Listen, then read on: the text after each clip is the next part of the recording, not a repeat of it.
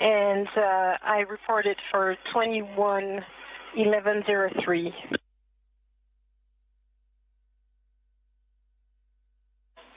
Okay, copy. 10:58 for DCM purge valve, and step 21 was 11:03.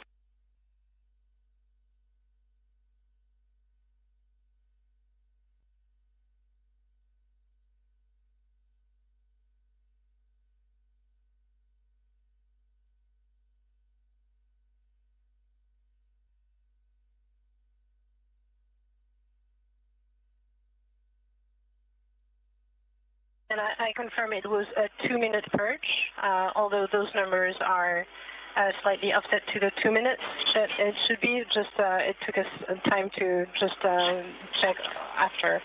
But the purge was indeed 2 minutes. Copy, Sophie, and we got the numbers on the ground, so we will update you on the go for depress in just a second. We're still doing our calculations. You have concluded step procedure 2.120. And now we are moving back into the original procedure 1.225 EMU pre-breathe, step 17.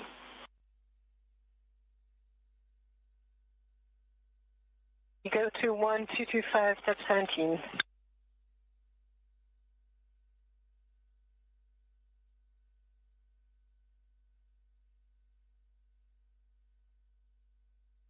And you will continue to hear communications from the crew on board the International Space Station to the ground. At this time, the Orbit 1 team is on console, but we are starting to begin a handover to the Orbit 2 team, which will serve as the prime team on console during today's spacewalk. But those communications you heard up to European Space Agency astronaut Sophie Adeneau came from Capcom Alex Kanelkos. He is the Orbit 1 at Capcom. During the Orbit 2 today shift, we will have JAXA, or Japan Aerospace Exploration Agency astronaut Aki Hoshide, serve as the Capcom. The Capcom, or capsule communicator, is the point of voice that the crew on board the International Space Station communicates to the ground.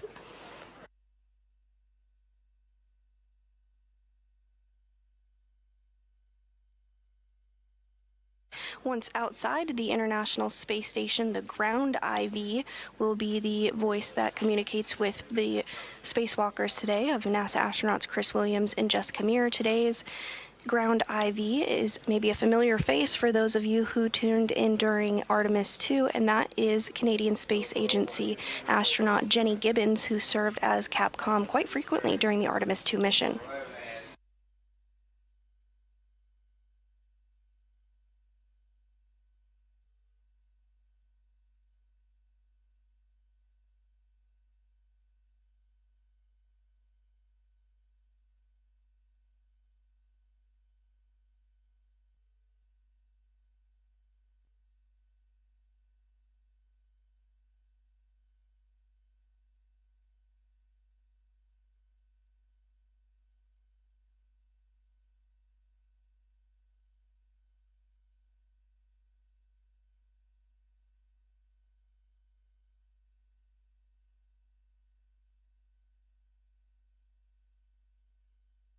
Now floating into view, being carried by European Space Agency astronaut Sophie Adeneau, is the SAFER, or Simplified Aid for EVA Rescue.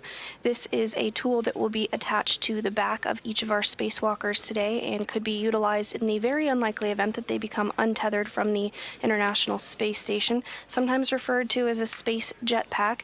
This device has a bit of propellant in it that would enable the crew member to safely get back to the International Space Station if they became untethered. Again, that is a very unlikely situation. The crew trains at our neutral buoyancy lab here at the Johnson Space Center in Houston, Texas, ahead of spacewalks. And one of the key things that they are taught and that they practice consistently is to remain tethered to the International Space Station, to have multiple points of contact. So again, we do not expect that to occur today, but the SAFER will be installed as a precautionary measure.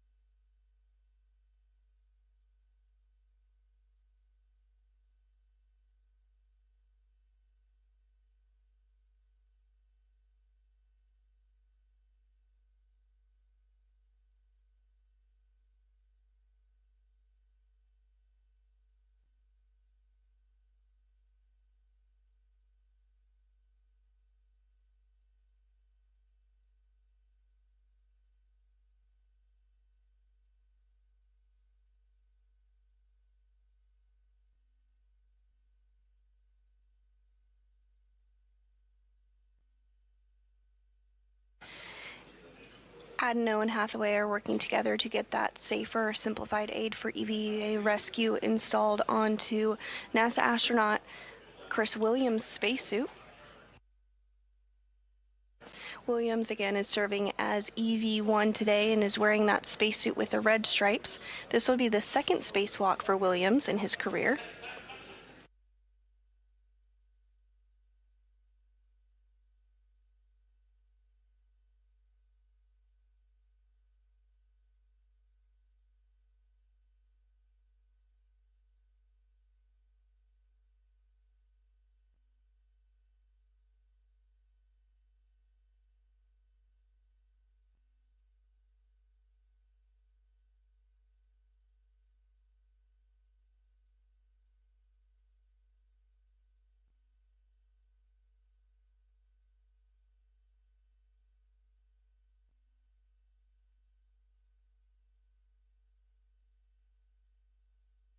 Williams arrived to the International Space Station last November and will soon be returning home later in the summertime, in the July timeframe, just next month.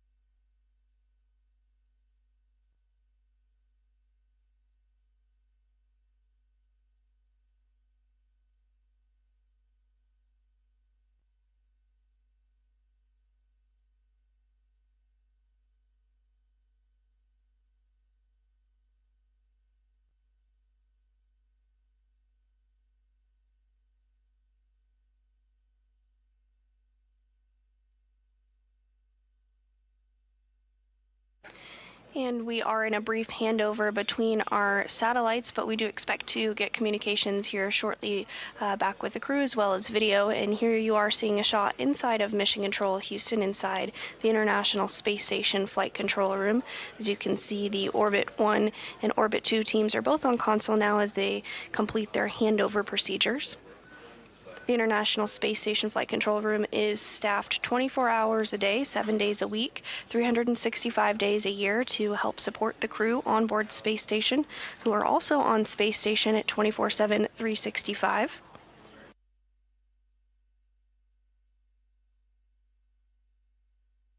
The flight director that will be leading the team during the Orbit 2 shift today and will be the flight director during the spacewalk is NASA Flight Director Fiona Ankoviak. You can see she's completing handover procedures from the Orbit 1 flight director, Diane Daly.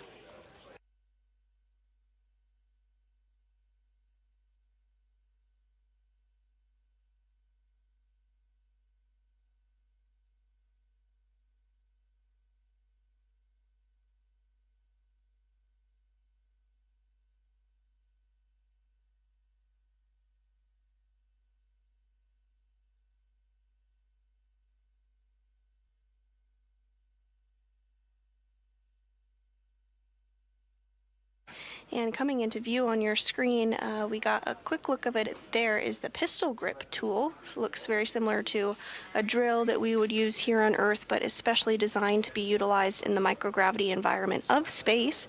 This will be used throughout today's spacewalk. primarily to uninstall bolts on the wrist joint to remove it, as well as to reinstall the spare joint that is already on orbit.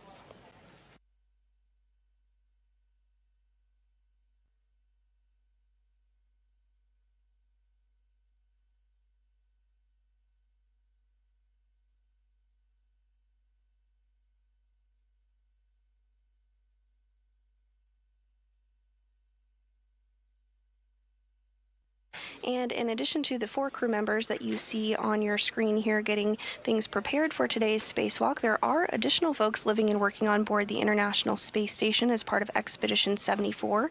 There are currently 7 human beings living and working on board the International Space Station. That includes NASA astronauts Jessica Meir, Jack Hathaway, European Space Agency astronaut Sophie Adeno, as well as cosmonaut Andrei Fedyaev, as well as cosmonauts Sergei Kutsverchkov, NASA astronaut Chris Williams, and Roscosmos cosmonaut Sergei Mikhaev. Expedition 74 will continue until the Soyuz that NASA astronaut Chris Williams will return home on departs in July, at which point it will become Expedition 75.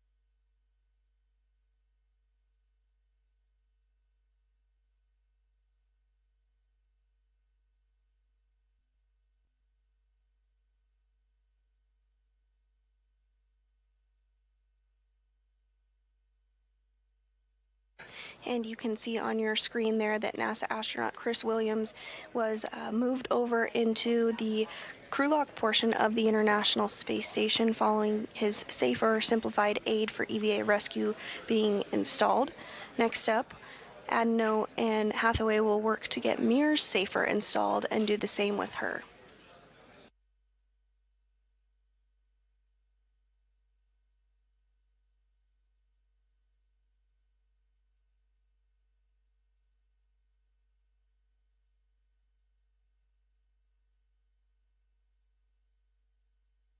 Once both astronauts are in the crew lock area of the International Space Station, some additional checks will take place with their suits, make sure everything is configured and looking good for the ground, at which point the crew will be given the go for depress or depressurization.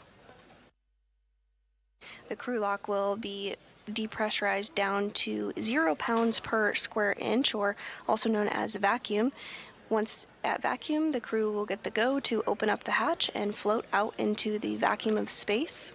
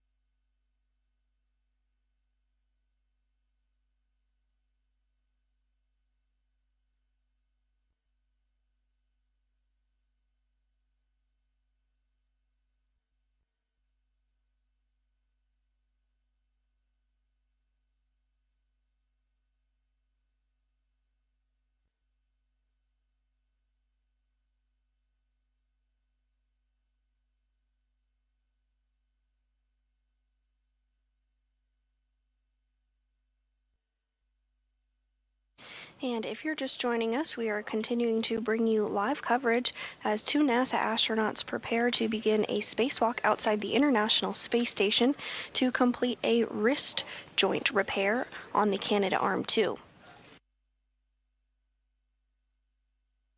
Today's spacewalkers are NASA astronaut Chris Williams and Jessica Meir. This will be the second spacewalk for Chris Williams, who will be wearing the spacesuit with red stripes, and the fifth for Meir, who is getting her safer simplified aid for EVA rescue installed on your screen there, being assisted by ESA, or European Space Agency astronaut Sophie Adeno, and NASA astronaut Jack Hathaway. Today's spacewalk is the 280th in support of space station maintenance, assembly, and upgrades, and is the third of this year, as well as the third for Expedition 74.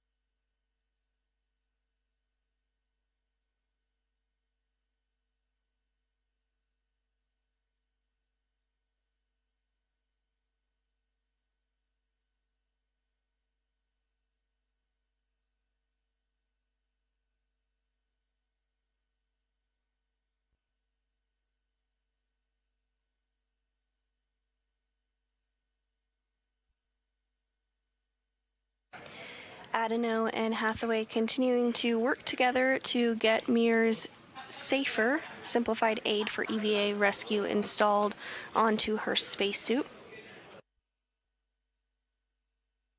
This is a device that would allow a crew member to get back to the International Space Station in the unlikely event that they were to become untethered.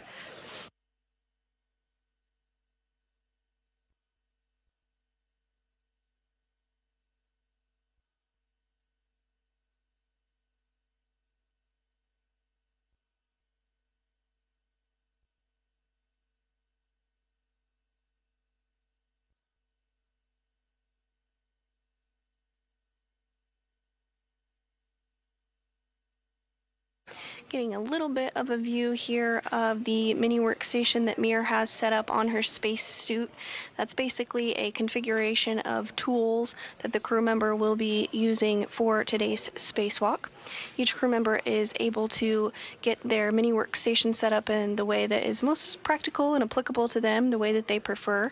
In view now, you can see the pistol grip tool, which sometimes is referred to as the space drill, but is a specially designed tool that can be utilized in the microgravity environment of space.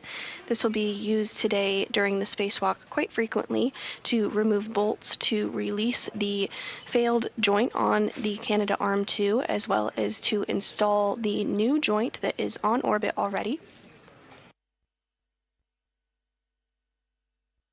The Canadarm2 launched on April 19, 2001 on Space Shuttle Endeavour and was installed a few days later on April 22, 2001 by Canadian astronaut Chris Hadfield and NASA astronaut Scott Parazynski.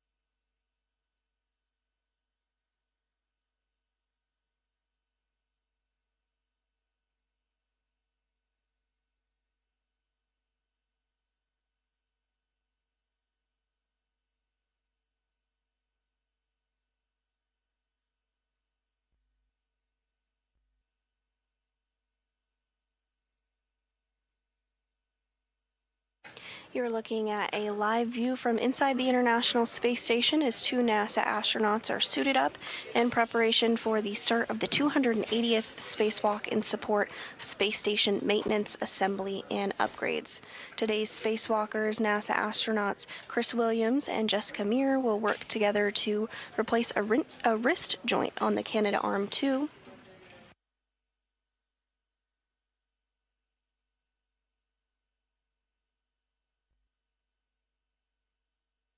Today's spacewalk will be the second for Williams and the fifth for Meir.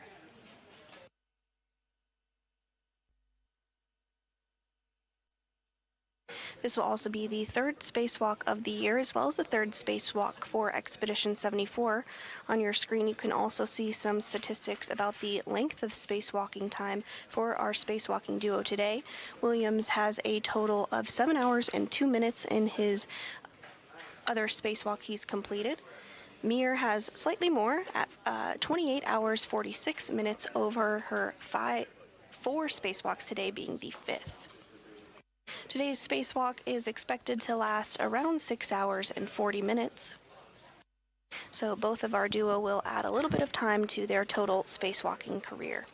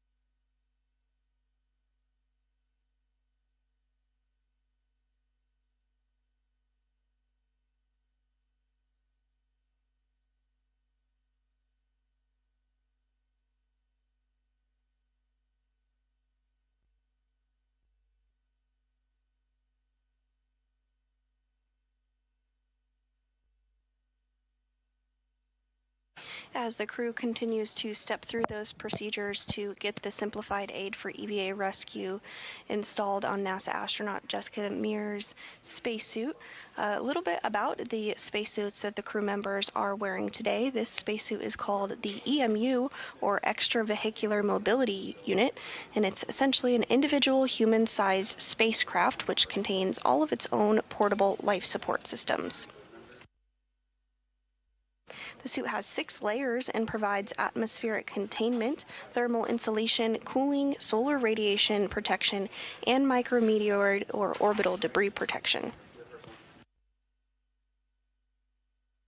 Because the space station orbits the Earth about 16 times a day, there are points throughout the spacewalk when the astronauts are in direct light of the sun, and other times when they are in complete darkness. That temperature range is from about negative 250 degrees Fahrenheit to positive 250 degrees Fahrenheit. So these cooling and thermal units help regulate their temperature as their environment fluctuates from one extreme to another.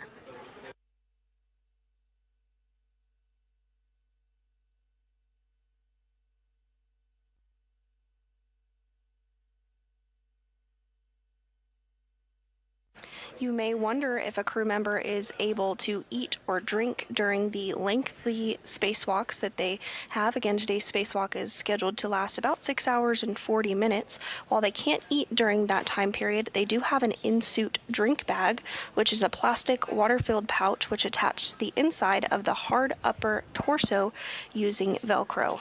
A plastic tube with a valve sticks out of the bag, and the tube and valve can be adjusted to be near the astronaut's mouth.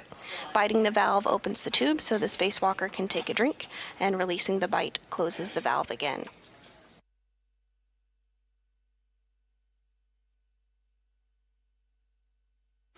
Each crew member does have a mini workstation attached to their spacesuit as well, which is of a toolbox of sorts. It's attached to the chest and stores many of the tools that will be used during the spacewalk.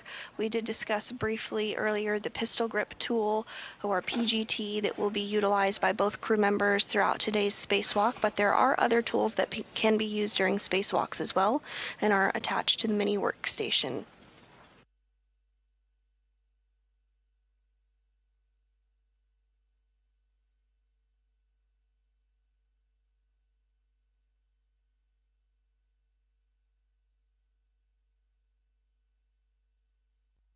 Crew members also keep the procedures for any given spacewalk attached to them above the mirror on their arm for the crew members to reference during the spacewalk rather.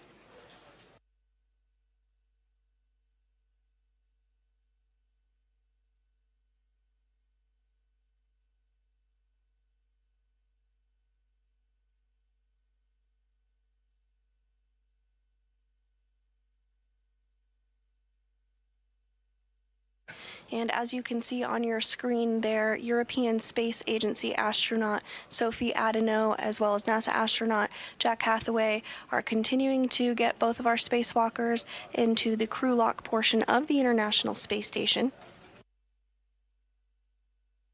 The crew lock is the outermost part of the Quest airlock and is where final communication and suit systems checks with the ground will occur before the suits are switched to internal battery power, which officially begins the timer of the start of a U.S. spacewalk.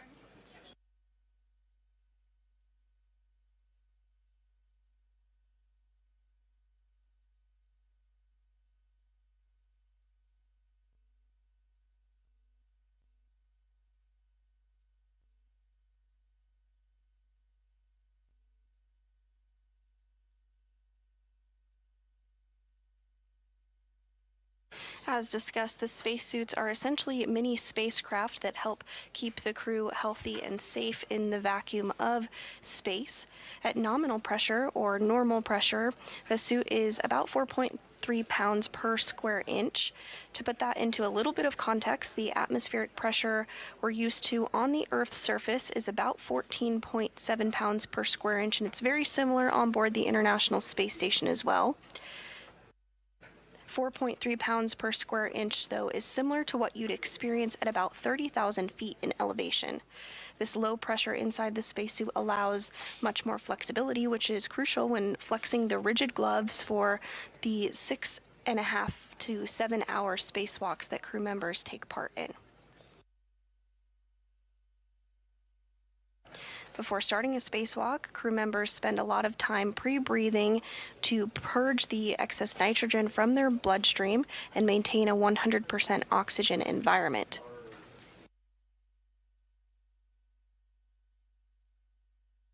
Pre-breathing consists of two phases. In the first, the crew breathes 100% oxygen through a mask to begin purging the nitrogen from their bodies.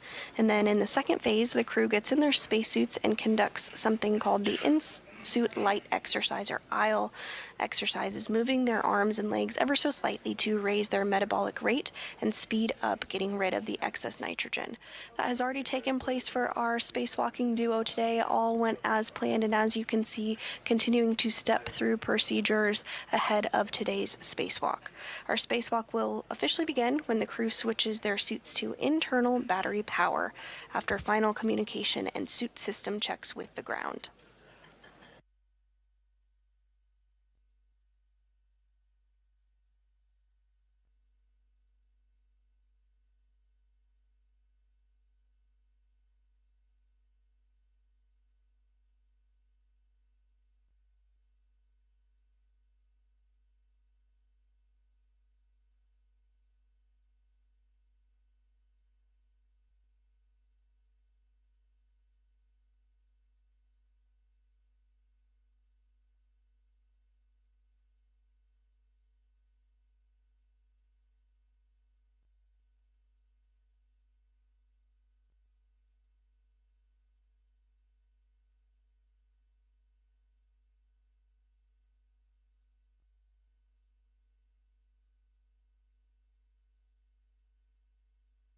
And on your screen there, you can see NASA astronaut Jack Hathaway beginning to close the hatch between the crew lock and the equipment lock of the International Space Station.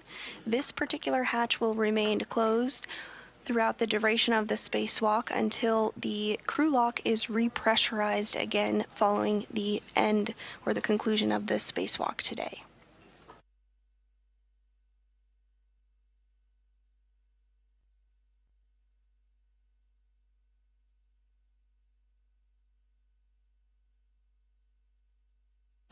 And the hatch is continuing to close up.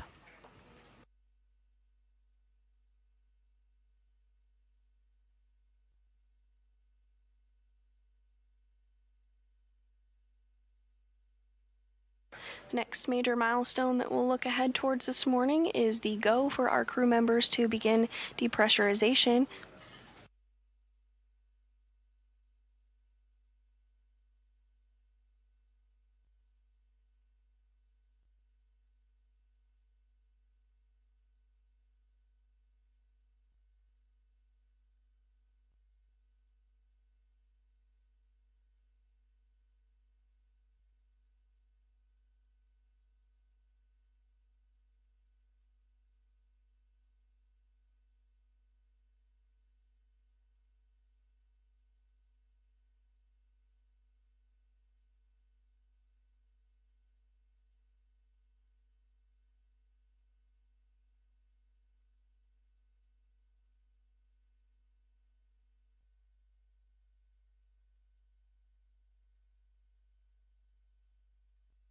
Houston, airlock on 1, steps 76 and 77 are complete.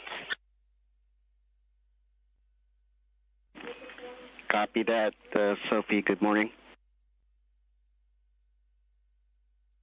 Good morning. And Sophie, we'll take care of steps 78 through 80. Be advised, EV crew will be hot mic after our steps.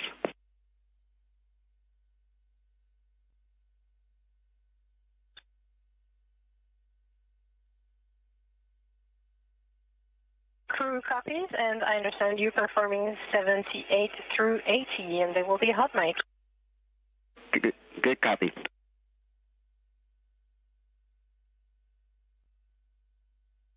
And those communications from European Space Agency astronaut Sophie Adano, who is our suit-up lead for today's spacewalk, down to the ground to the Capcom, or capsule communicator. Today's Orbit 2 Capcom is Japan Aerospace Exploration Agency astronaut Aki Hoshide. The Capcom's role is to communicate from the ground up to the crew on board the International Space Station. Once the spacewalk begins, the crew that is outside the International Space Station will communicate with the ground IV. Serving as ground IV today is Canadian Space Agency astronaut Jenny Gibbons.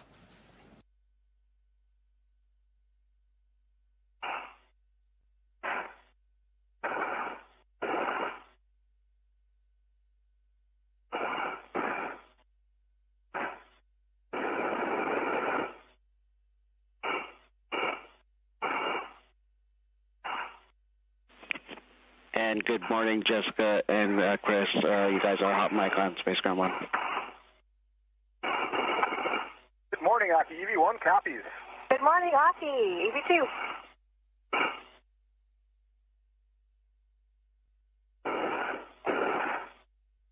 Hearing our first communications from our crew members today, NASA astronauts Chris Williams and Jessica Meir. This is the second spacewalk for Williams and the fifth for Meir.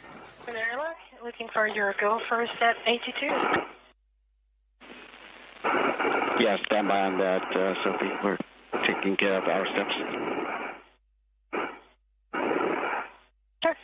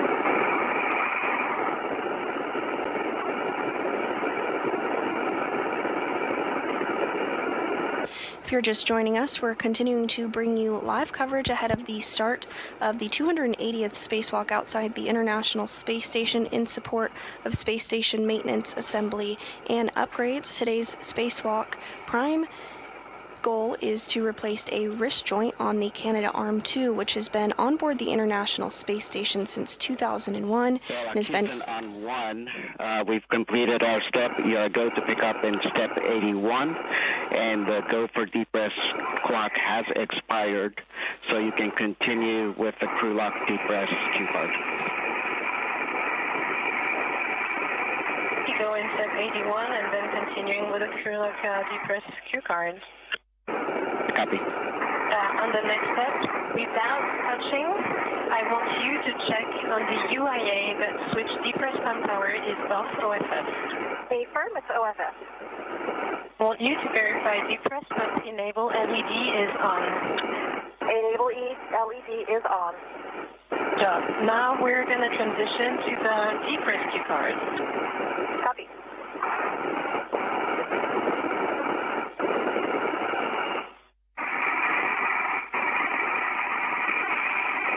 Jessica, now action for your side. On the UIA, I want you to take the switch depress pump power to on. Press pump power is on. In 10 seconds.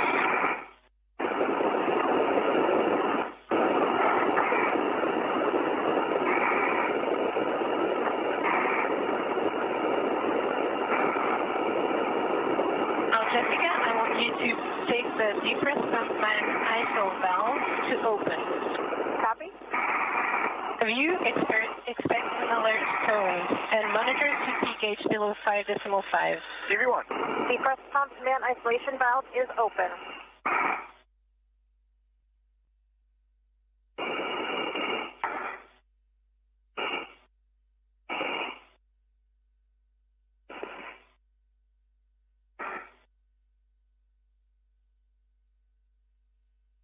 And depressurization is now underway. NASA astronauts Chris Williams and Jessica Meir are inside the crew lock portion of the International Space Station's Quest airlock. Inside the equipment lock portion are European Space Agency astronaut Sophie Adeno and NASA astronaut Jack Hathaway, who helped get our spacewalking duo suited up for today's spacewalk.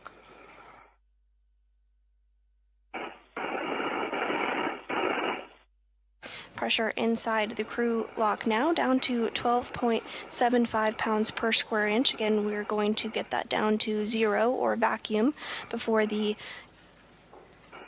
airlock is open to the vacuum of space.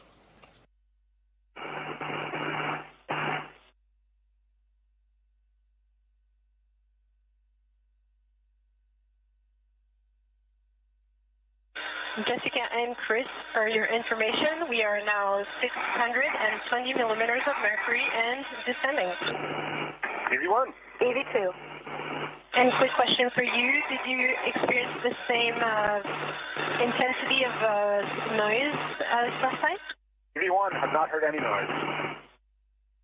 I'm not sure what you said. I think you were talking about the noise. The noise is so loud, it was difficult to make out what you said.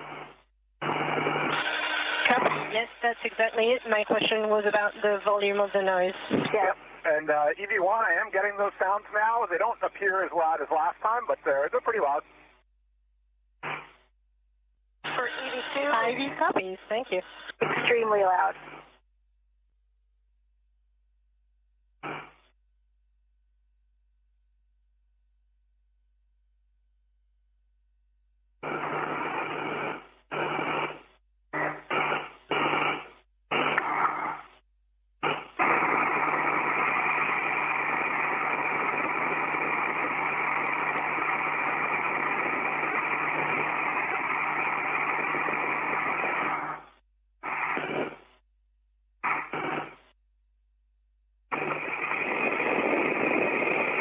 Jessica and Chris, the crew lock pressure is now 530 millimeters of mercury and descending. V1 copies. EV2.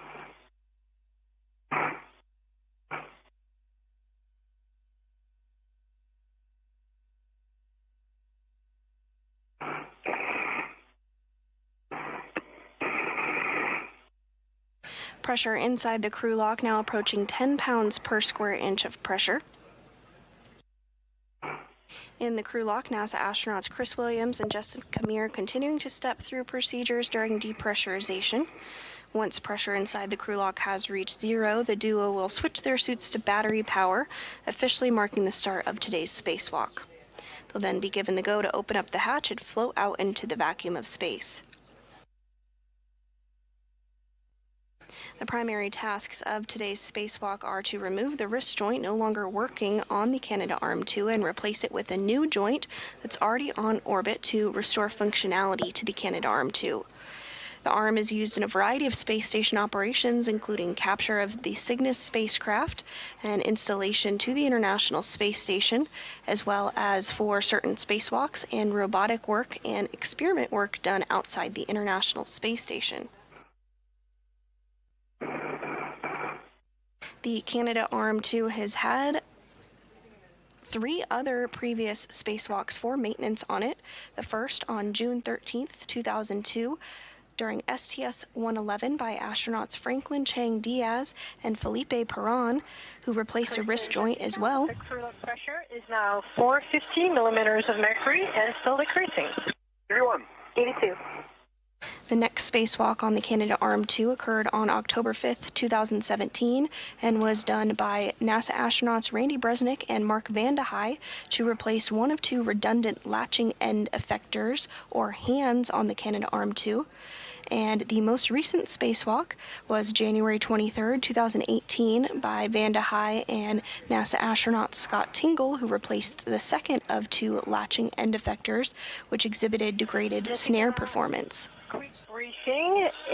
In a couple minutes, I will ask you to put the depress pump man alpha valve to close, but not yet, only on my go. Copy.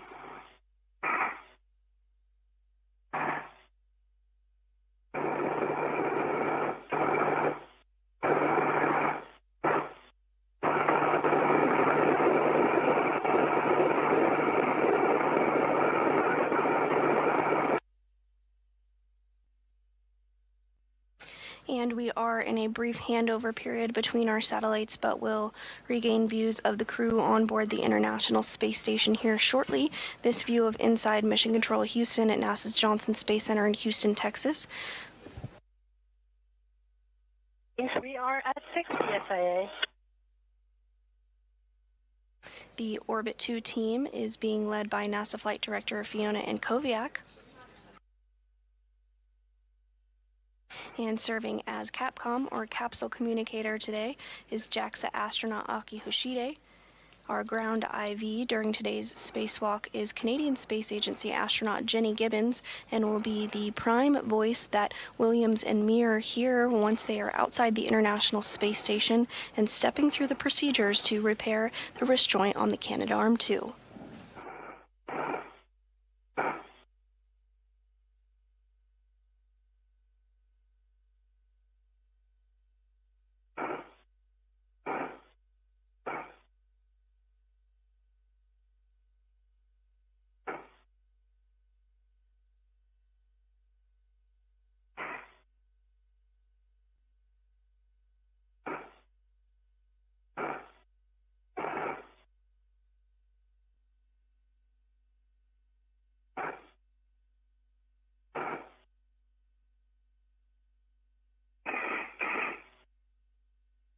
Pressure inside the crew lock of the International Space Station continuing to decrease, now at under 7 pounds per square inch of pressure.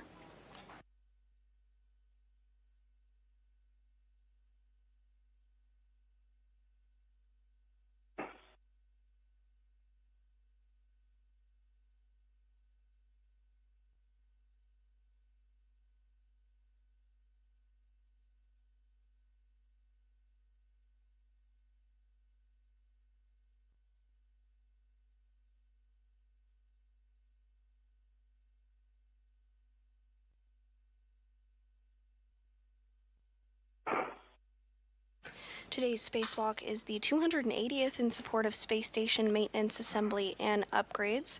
It's the 3rd of 2026, as well as the 3rd of Expedition 74.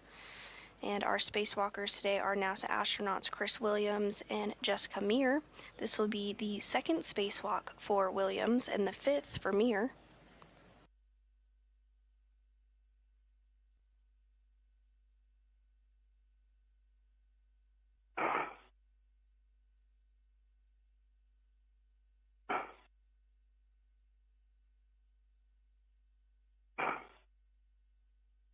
The goal of today's spacewalk is to replace a wrist joint that malfunctioned during normal Canadarm2 operations on May 27th. The arm drew elevated motor current and did not move as expected, and NASA worked alongside the Canadian Space Agency to understand the issue and determined a spacewalk was required to replace the joint using a spare already aboard the space station. Repairs to robotics like the Canadarm2 are normal and expected after more than 25 years of continuous operations. The system was designed with replaceable components and planned for maintenance in mind.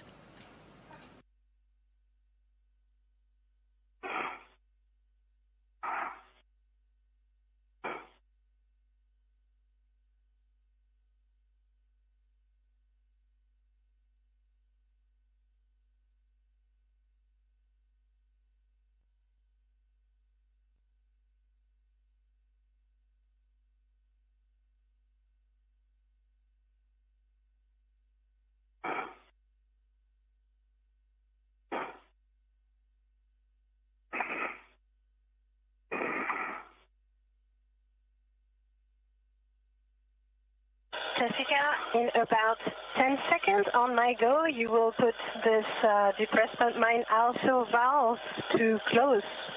Copy. 5 seconds.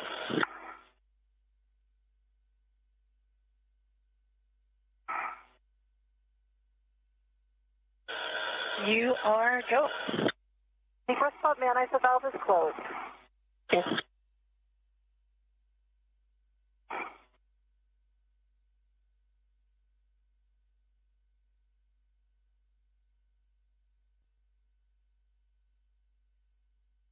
At this time, pressure inside the crew lock is 5 pounds per square inch of pressure and has been paused as expected as system checks of the spacesuits are underway. I would like you to switch your to status until lead check question mark is displayed. EV1. EV2, lead check. And long yes. EV1, leak check, wait. EV2. Copy.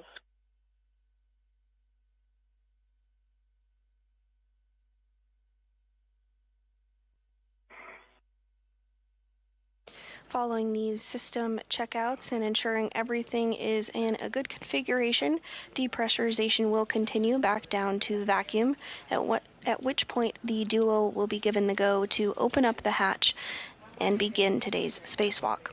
The start of a U.S. spacewalk is marked from the time that a spacesuit is turned on to internal battery power, which has not yet began, but we'll keep you apprised once the spacewalk is officially underway.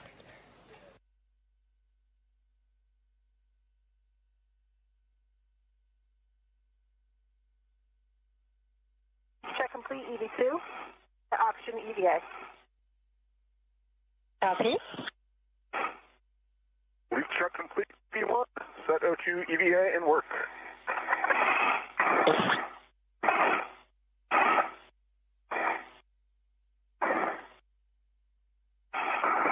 EV2 is an EVA.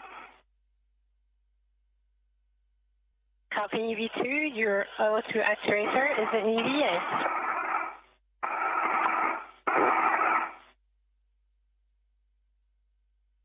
Suit checks are complete for NASA astronaut Chris Williams, who is serving as EV1 today. He'll be wearing the spacesuit with red stripes. EV1, I understand your O2 actuator is in EVA too. Well done. Jessica, I would like you to depress my ISO valve to open and expect both of you alert tone. Copy. And ISO valve is open. Copy.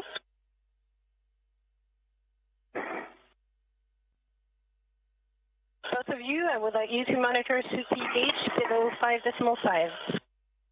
B1. BB2.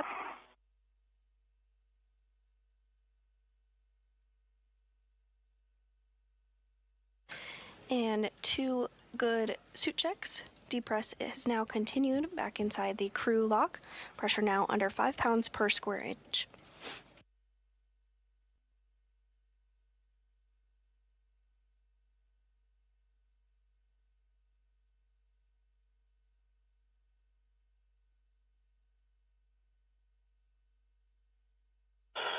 Jessica, the next step is going to be for you again, and on my go, when the pressure will be at the correct value, I will ask you to close again this depress pump man as well, only on my go. 82.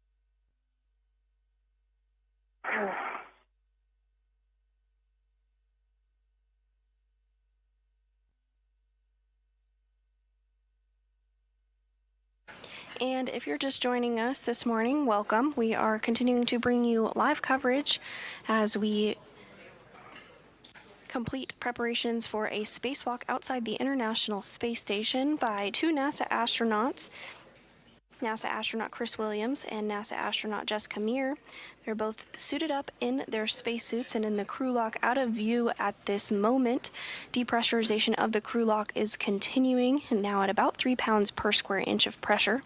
But back inside the equipment lock of the International Space Station, we can see European Space Agency astronaut Sophie Adeneau on the left, as well as NASA astronaut Jack Hathaway, who were primed for getting our spacewalking duo suited up and ready to go out into the vacuum of space this morning.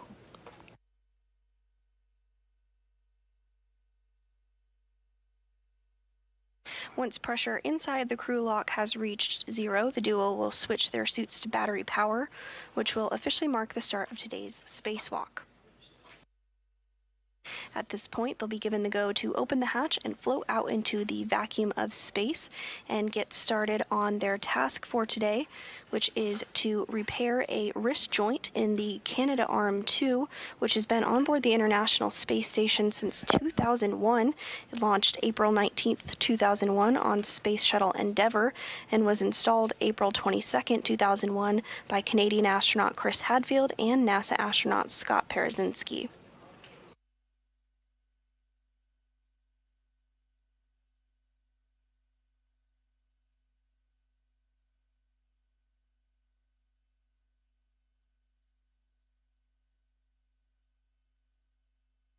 Today's spacewalk is the 280th in support of space station maintenance, assembly, and upgrades, and is the third of this year, as well as the third for Expedition 74.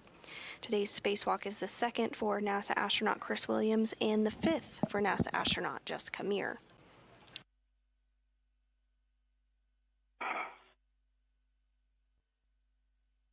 Williams is serving as spacewalk crew number 1 and is wearing a spacesuit with red stripes. In about 10 seconds, you will put this depress pump man as well to close. 82.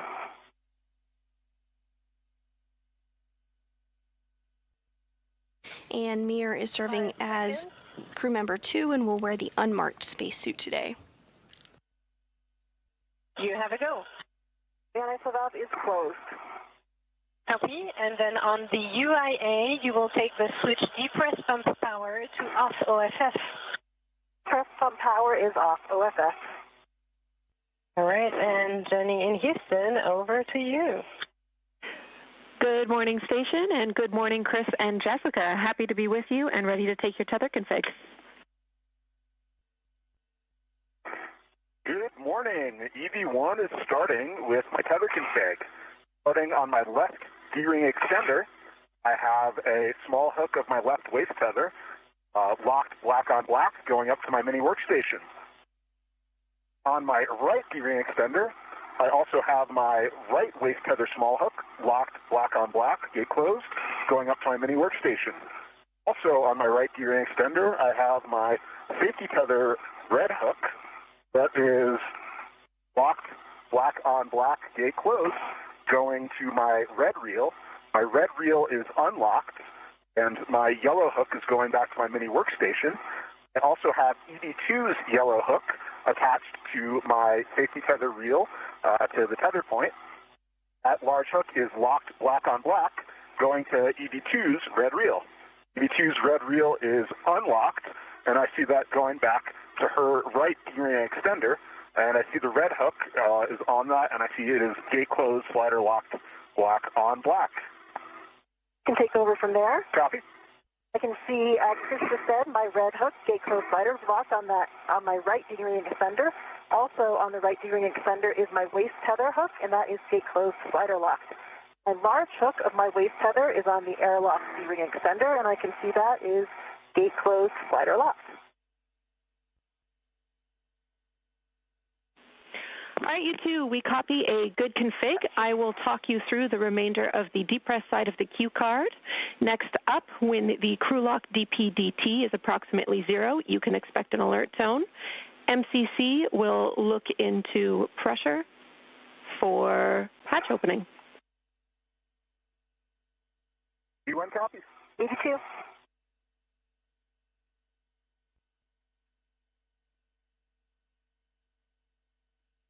And you are hearing a familiar voice now communicating with Meir and Williams. That is Canadian Space Agency astronaut Jenny Gibbons, who you may recognize her voice from the Artemis II mission, where she served as Capcom and communicated with Reed, Victor, Christina, and Jeremy quite frequently. Today she'll have the prime task of communicating with Williams and Meir as they step through procedures to repair a wrist joint on the Canadarm2.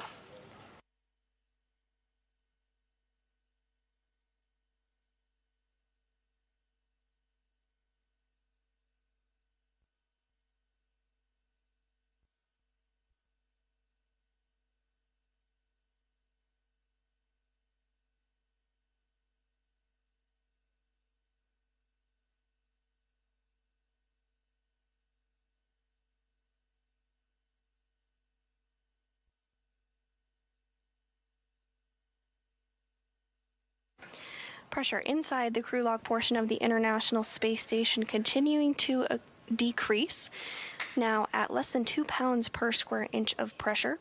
Once completely down to vacuum, the crew will get their go to turn their spacesuits on to battery power, which will mark the official start of today's spacewalk.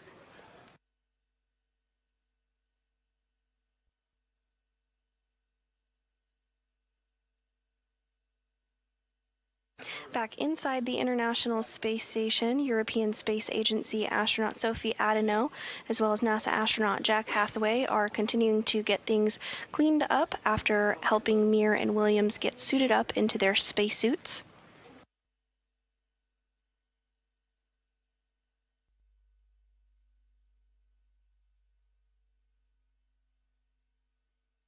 This portion of the International Space Station that you're seeing on your screen is called the equipment lock, rightfully so. It houses a lot of equipment that the crew uses on board the International Space Station and is the prime location for U.S. spacewalkers to get suited up and ready to go outside the hatch. Just beyond the silver door that you see there, what we refer to as the hatch, is the crew lock portion of the International Space Station, where NASA astronauts Jessica Meir and Chris Williams are continuing to have the pressure decrease inside the crew lock, eventually getting down to 0 pounds per square inch of pressure, or essentially equivalent to vacuum. We're now at 1.15 pounds per square inch and closing in.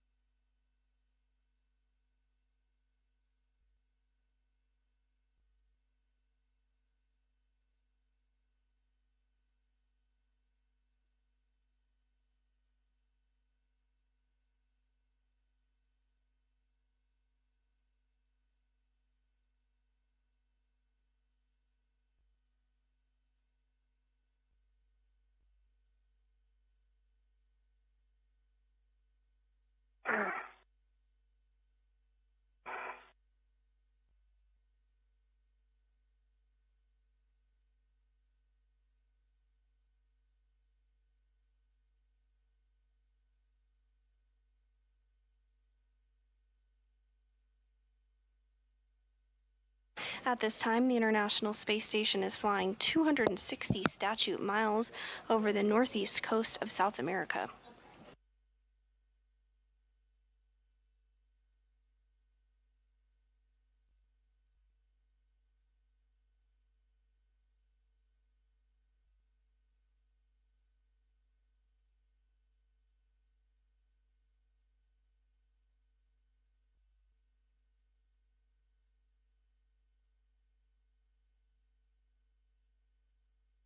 And in the upper right of your screen there, you can see the Soyuz MS-28 spacecraft, which will be the ride home for NASA astronaut Chris Williams just next month.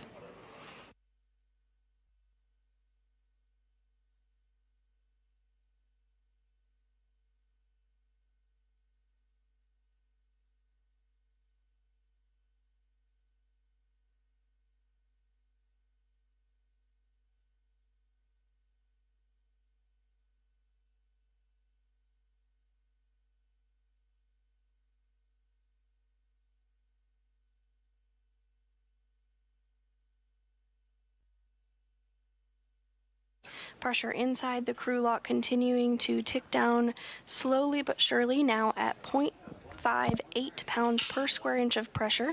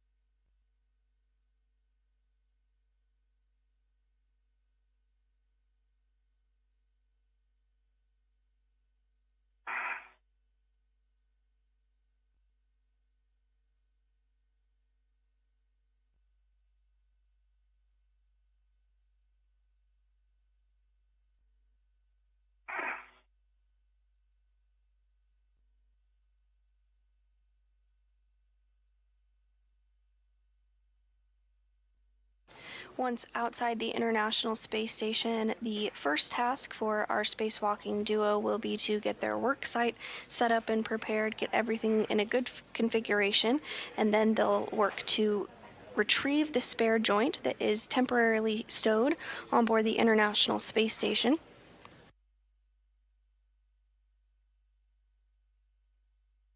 At that point, they will remove the latching end effector of the Canadarm2 and temporarily stow that while they gain access to the failed joint location. Joint number 5 is the joint that is having some issues. They'll then work to remove that failed joint and install the spare joint before putting back on the latching end effector, cleaning up their work site, and heading back in the International Space Station for today. Today's spacewalk is expected to last about 6 hours and 40 minutes.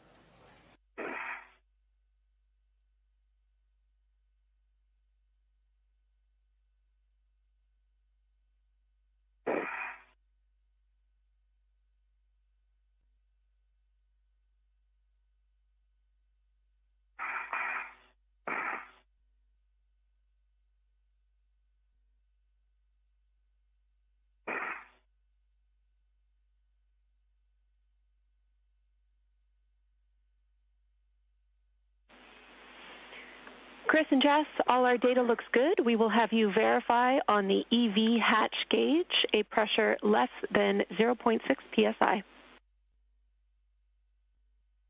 EV1, I see 0.4 psi on the hatch gauge.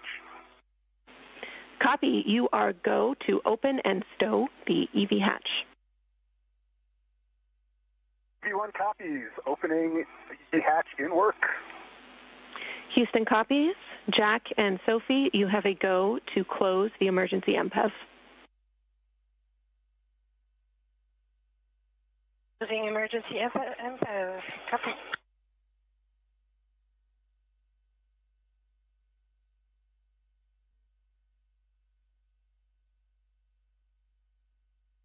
And everything continuing to go smoothly here ahead of today's spacewalk, which will be the 280th in support of space station maintenance, assembly, and upgrades.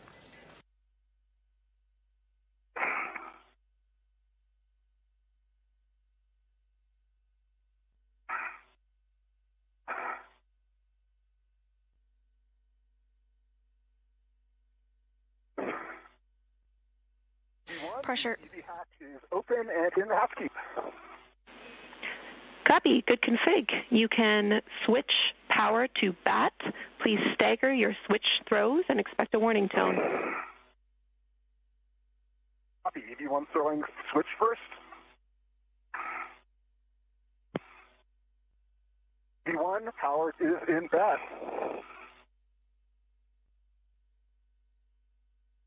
Power to BAT. Copy both. Switch display to Pro to verify a functional display.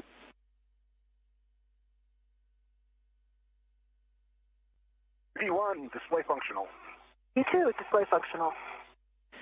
Copy. Jess, on the UIA, switch power EV1 and 2 to off, OFF, and then check all 4 LEDs off.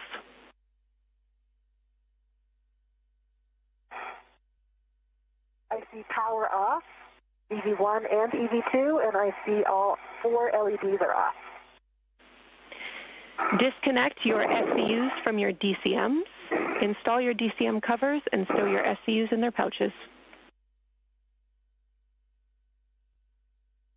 EV1 copies in work.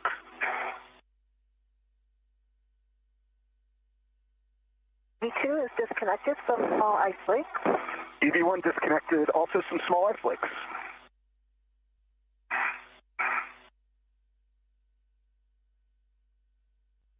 Copy. Expected suit P high message for EV2. Yep, EV1 also has suit P high. Expected. EV2 SCU is in the pouch, and the DCM is also covered. Copy for EV2, and we copy your messages. No action.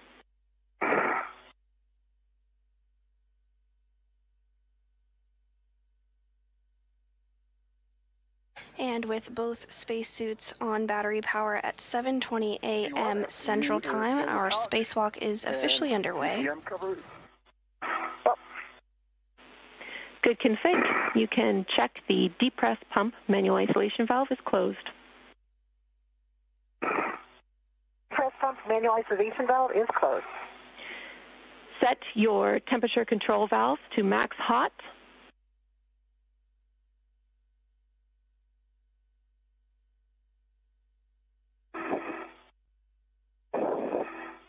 EV2 max hot.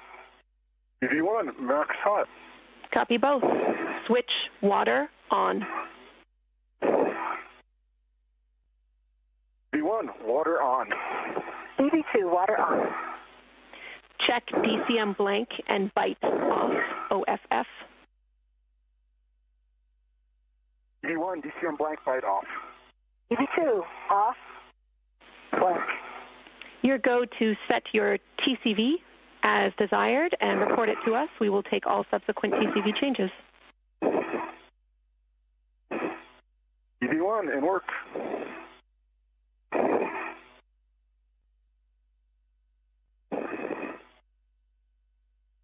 EV1 TCV at 5. EV2 is set at 4. Copy. Settings 5 and 4. Report your suit pressure gauge.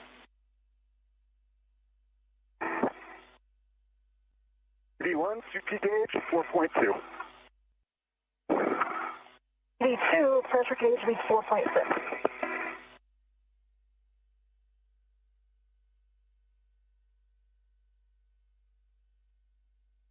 It'll be higher than norm. Copy. 4.2 and 4.6.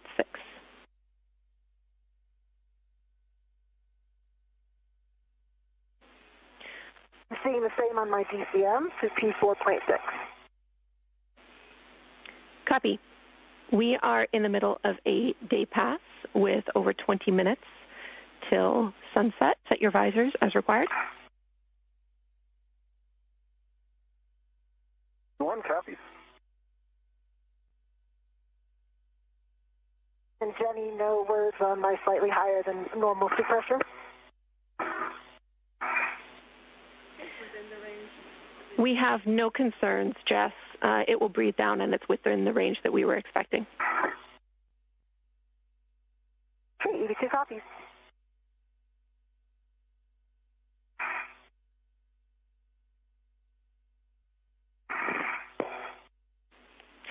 Okay, and Houston has checked your suit parameters. We are good to go. So with that, Chris, you can open the hatch thermal cover. You can release the hook from the magnetic plate D-ring and attach it to the stowage tether point. EV1, in work.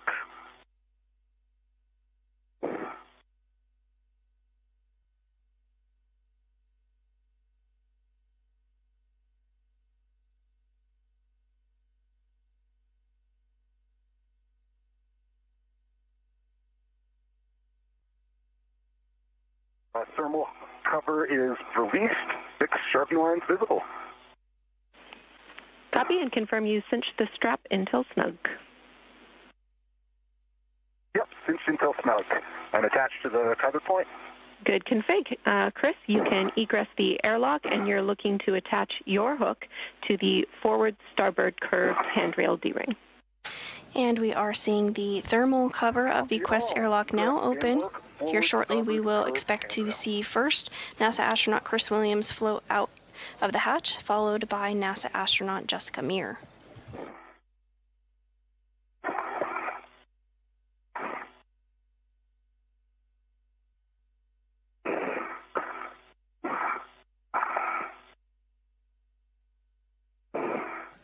And there you can see NASA astronaut Chris Williams exiting the airlock. This is his second spacewalk.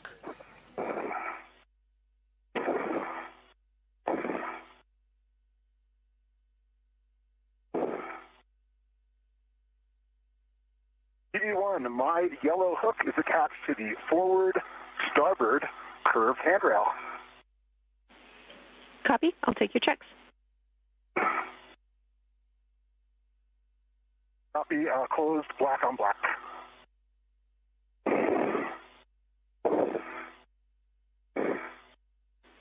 For my safety, my red reel, and my red reel is unlocked. Okay, those are good checks, Chris. You can attach Jess's hook to the airlock handrail 0554 port stanchion. We'll also take checks. Copy, 0554 port stanchion and work. Good readback.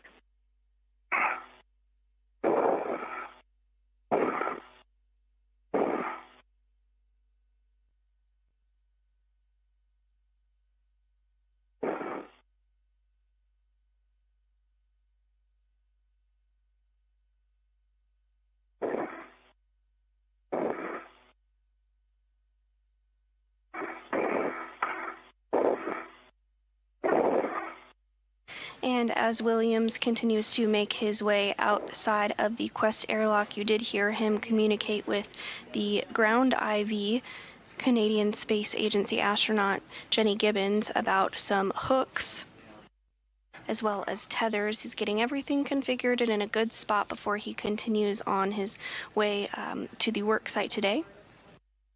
EV2's yellow hook is on the port stanchion of handrail 0554. Slider gate is closed. Slider is locked. Black on black.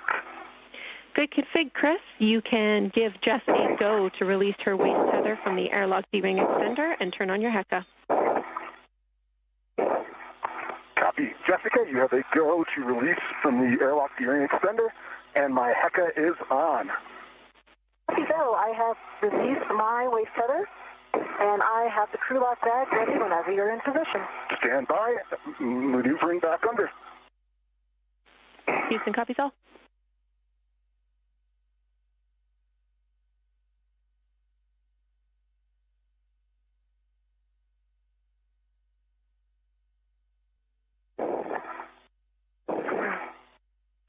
on. Let me just move my waist tether on the other side of your safety tether.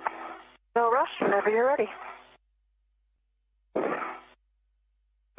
our safety tethers are clear, and I am maneuvering under hatch and getting my DRT ready.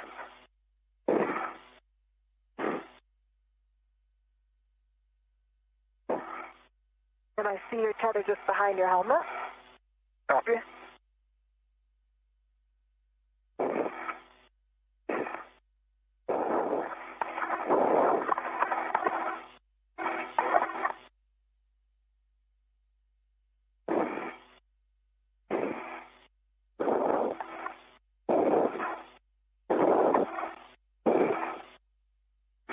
Williams continuing to make his way outside of the Quest airlock as he begins the second spacewalk of his career. Next up will be NASA astronaut Jessica Meir, who is completing the fifth of her career. Today's spacewalk is the 280th spacewalk in support of station maintenance assembly and upgrades. Short handover. Okay, I have the handrail of the bag. I got the bag. Working on the rec.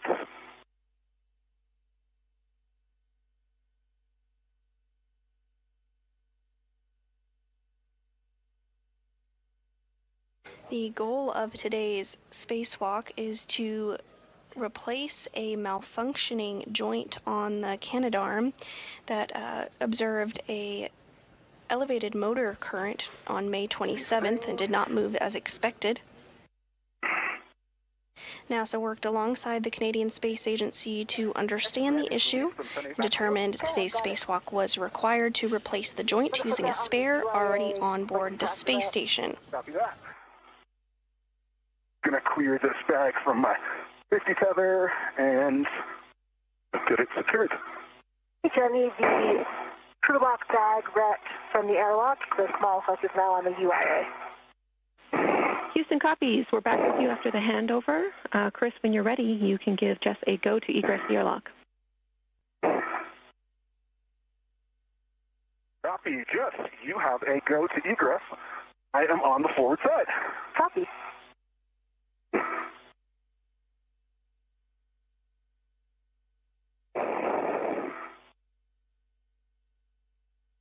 And you did just hear that NASA astronaut Jessica Meir has the go to exit the airlock as well, so she'll soon be coming out here shortly. Inside.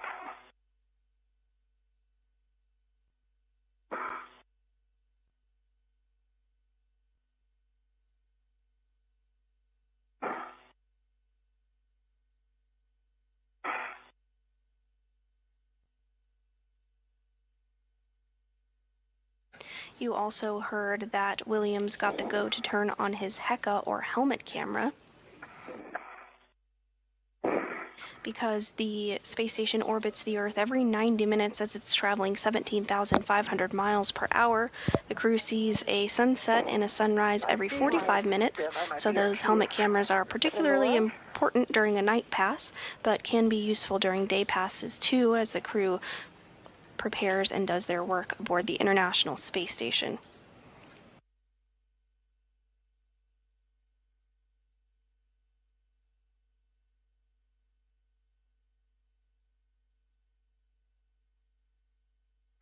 Okay, so you coming out.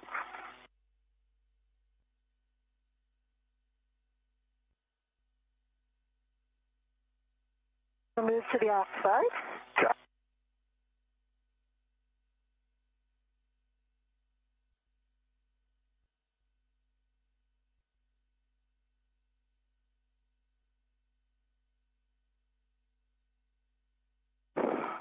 I'm turning on out of the airlock, and I've got a waist tether down. Houston copies. You can turn on your HECA and work together for buddy checks.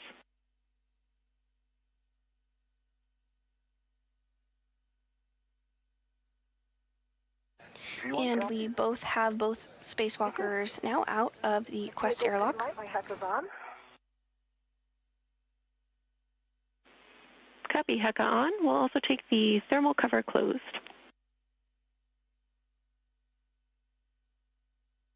V1 in work.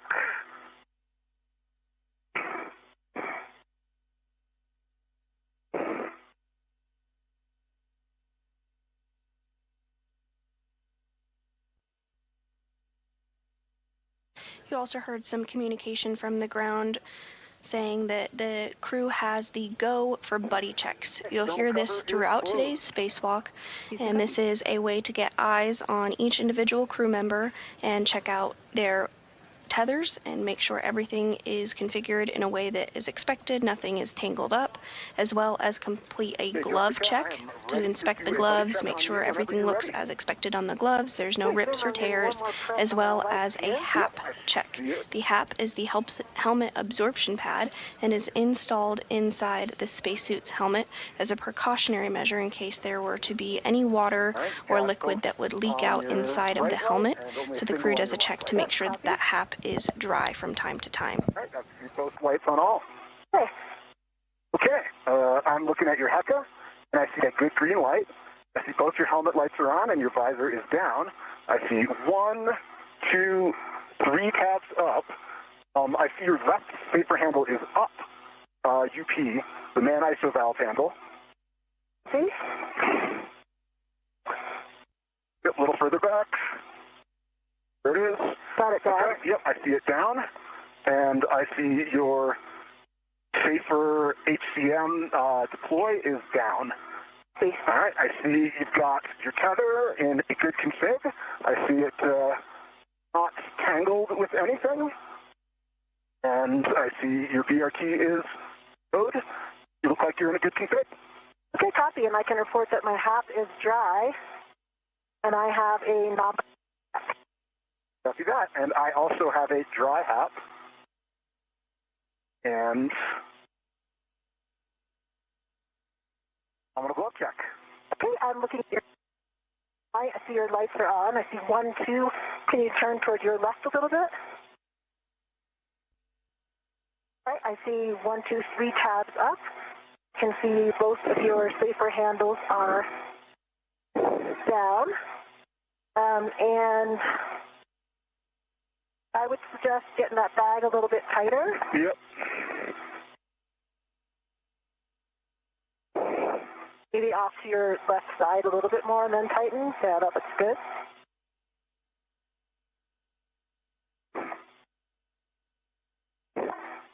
Copy. All right, I see your tether looks like it's in good config. And I think that completes a good buddy check for you. Copy, good buddy check. Houston copies good buddy checks. Great job, you two. With that, we are ready to start our translations. So, Chris, you will be translating to the forward edge of ESP2 via the starboard side. And Jess, you are headed up to the port CETA cart.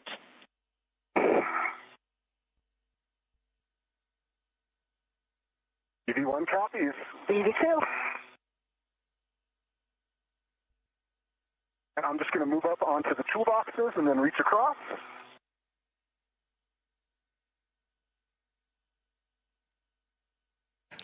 And with good buddy checks, the crew is now going to translate or begin to make their way to the work site for today. The work site is fairly close to the airlock, so they don't have too far to go.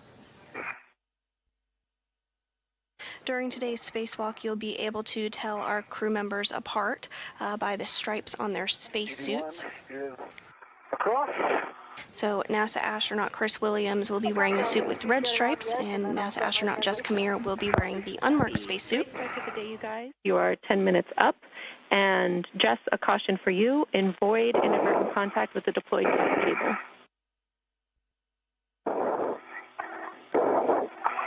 EV2 copies.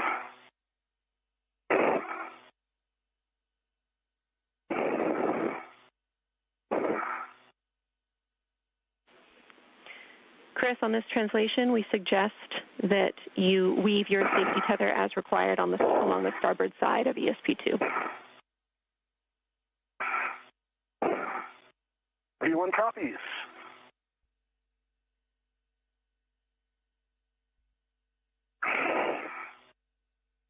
And as the duo continues to make their way to their work site, we are getting some views of the Earth below as they do so. The International Space Station is currently flying 268 statute miles off the coast of Antarctica, off the southern tip of Africa.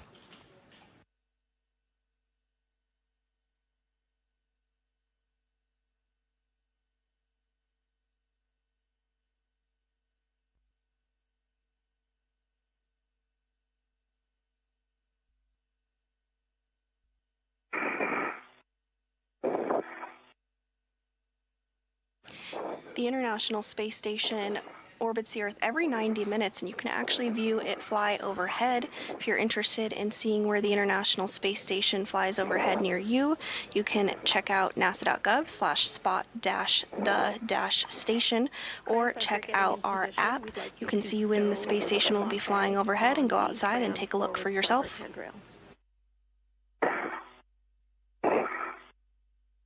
Copy, Fram forward starboard handrail for EV1. Stay firm.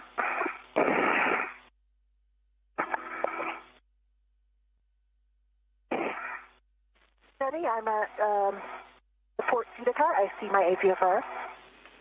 Excellent. We see you there. That's the APFR in WIF 3. We'll have you retrieve it, stow it on your BRT.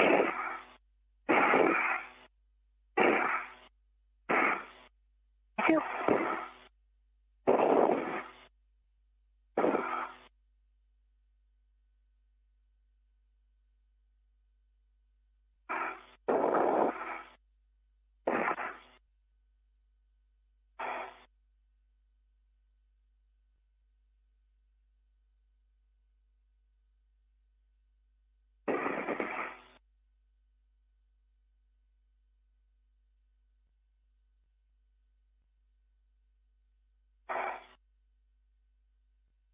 EV1 has attached the large hook of the AET external to that crew lock bag to the forward starboard Fram handrail. Nice work. Next step is to configure the MUT ball stack MUT on the CTC port handrail. Copy that.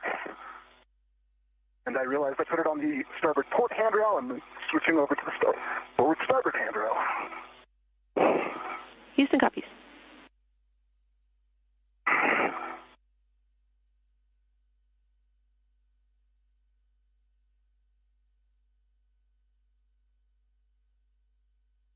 And here you're seeing a split screen view of our two spacewalkers today. On the left, NASA astronaut Chris Williams' helmet camera. You can see that tool bag box item kind of in the center of the screen. That's his mini workstation, which we discussed before. It carries the tools and tethers and all the equipment that he'll need for today's spacewalk. And on the right hand side of your screen there, you see NASA astronaut Jessica Meir's helmet camera.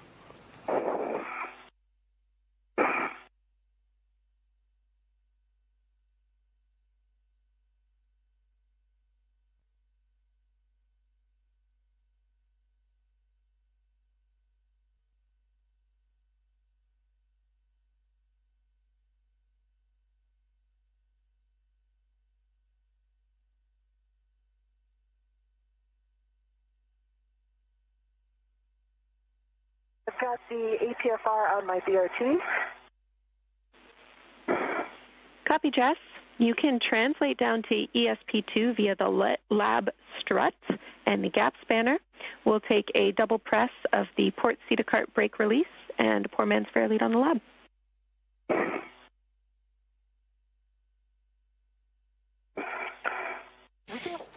And those communications confirming that NASA astronaut Jessica Meir retrieved the APFR. This is the Articulating Portable Foot Restraint, and is essentially a foot restraint that the crew members get into to be able to secure their legs in the microgravity environment of space and work during a spacewalk. E1 is ready to the ball stack MUT and is releasing from crew lock bag, and I'm going to put it on the CTC. That's a good readback, Chris.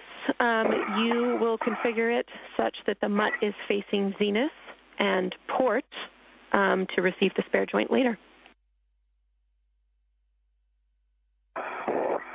Copy, MUT, zenith, and port. Good readback.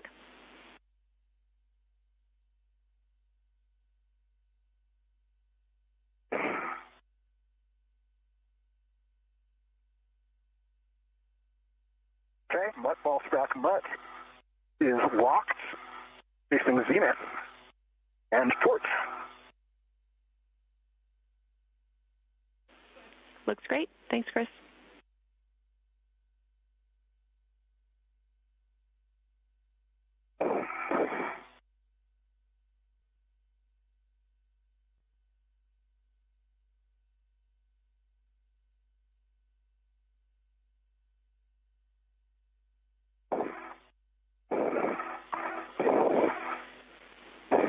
Chris, with the speedy work you made of the mutt ball stack mutt, we will have you get a head start on attaching the mutt ball stack mutt RET to the spare joint MLI and getting a head start on releasing the MLI from the spare joint. Copy that. We'll start getting attached to the spare joint MLI. Good readback. And I'm on the lab, Jenny. I'll do my four-man fair lead. Copy. And this view of NASA astronaut Chris Williams in the center of your screen. Again, he's going to be wearing the spacesuit with the red stripes today. He's EV1. He's been given the go from the ground to begin to remove MLI. MLI is multi-layer insulation and is used outside the International Space Station to protect a lot of items that are going to be exposed to vacuum for a longer period of time. So he's going to work to remove that MLI from the spare joint that is already outside the International Space Station, staged and ready to go. This spare joint will be installed on the Canadarm2 today as part of the spacewalk.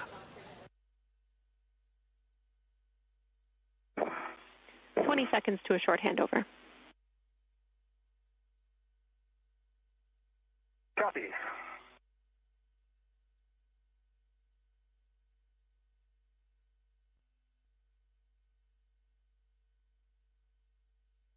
As you can see on your screen, it's beginning to get a little bit darker for our crew members. Again, the International Space Station orbits the Earth every 90 minutes, so the crew sees a sunrise and a sunset every 45 minutes.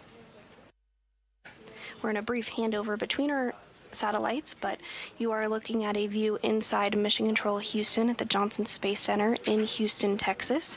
The team of flight controllers here on the ground is being led by NASA Flight Director Fiona Ankoviak. And today's ground IV, which is the prime voice that you hear communicating to our spacewalkers, is Canadian Space Agency astronaut Jenny Gibbons. To her right is our Capcom, or capsule communicator, JAXA astronaut Aki Hoshide, who will be communicating with the crew that is back on board this space station. Some warnings and cautions for you both. EV1 copies and ready to copy.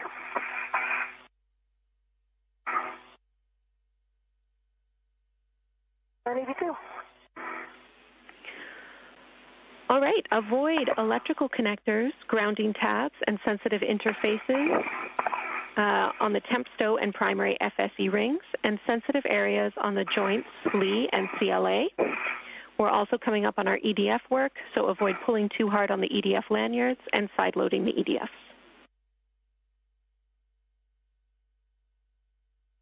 EV1 copies. EV2. For EV1, quick question on our RET choreography here. Right now, I still have a RET going from the crew lock bag to the mutt ball stack mutt. Is that one eventually coming down to the FSE?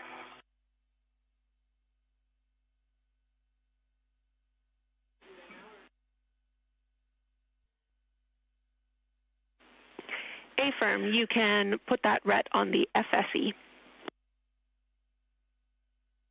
Okay, in work. Jenny, I see my four-man fair lead does seem to be staying in place.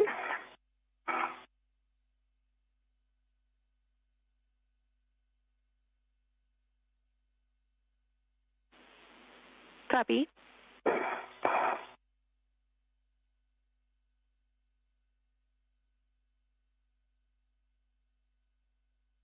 All right, Jessica, I see you coming down with your APFR. You're looking in a good configuration. EV2. See where it sits. And Jess, can I verify, is your poor man's fair lead staying in place, or did you report that it's not staying in place? I reported that I saw that it was. Okay, good news. Thanks, Jess. And while I have you, can you just confirm that you did the seat-a-cart brake release? Actually, no, I did not. I guess I needed another reminder there. I did not do that brake release, so we'll keep that in mind for the way back. That's fine. It was precautionary. We'll catch it on the backside. We'd like you to continue getting to the work site and getting the APFR ready. See.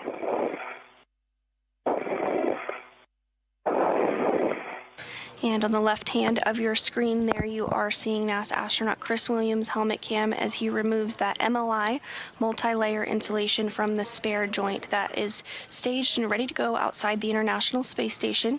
Meanwhile, NASA astronaut Jessica Meir is continuing to make her way to today's work site and get her articulating portable foot restraint installed.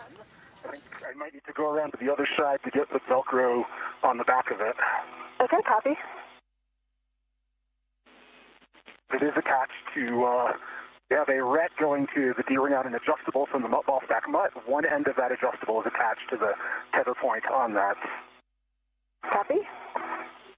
And Jenny, I'm going to put this at a clocking of 3. Affirm, clocking of 3. Would you like your additional settings?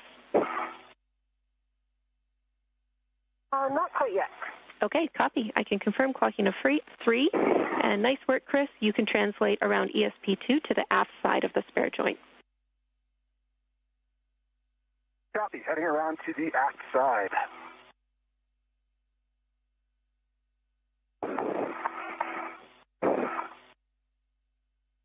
And if you're just joining us this morning, we are now 31 minutes into the 280th spacewalk outside the International Space Station. NASA astronauts Chris Williams and Jessica Meir are working to translate to their work sites in preparation of swapping out a failed wrist joint on the Canadarm2. And install of the APFR.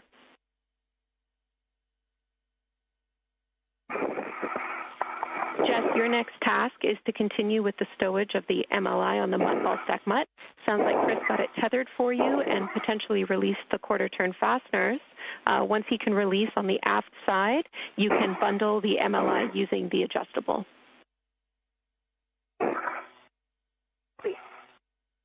And I'm going back around, looking in a good configuration here.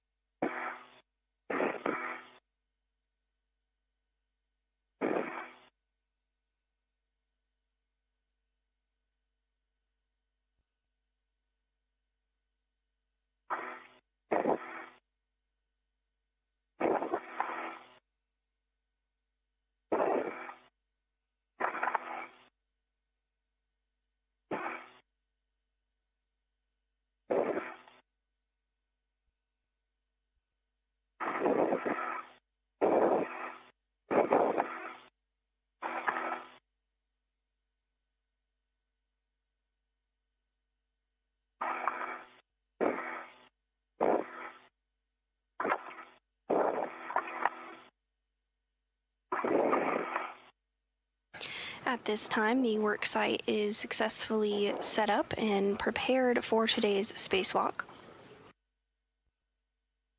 Williams did remove that MLI or multi-layer insulation from the spare joint.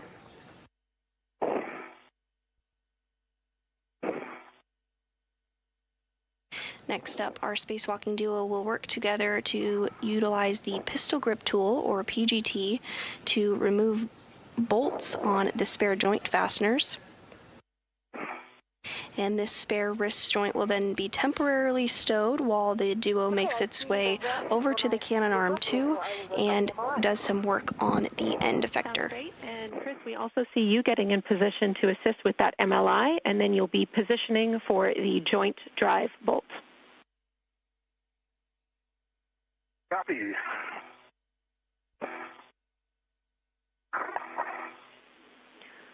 You guys are doing great, making up good time. Just a reminder, our workspace is really tight today, so we're keeping a close eye and also want you to be wary of any sort of helmet or visor bumps in your workspace today. Me too.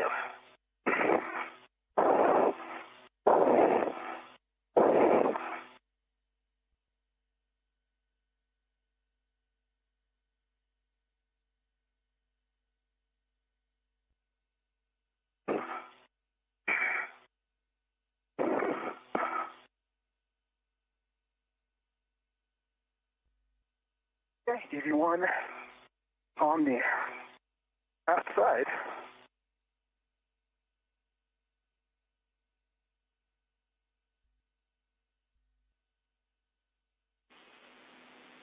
Copy. And in this view, we do have a view of both of our crew members, our spacewalkers today. On the upper left portion of your screen is NASA astronaut Jessica Meir. She's wearing the unmarked spacesuit. On the right is NASA astronaut Chris Williams wearing the suit with the red stripes. I'm going to fix that. I took off a little piece, the joint MOI. Copy. It's hard when we make everything the same color. Yep.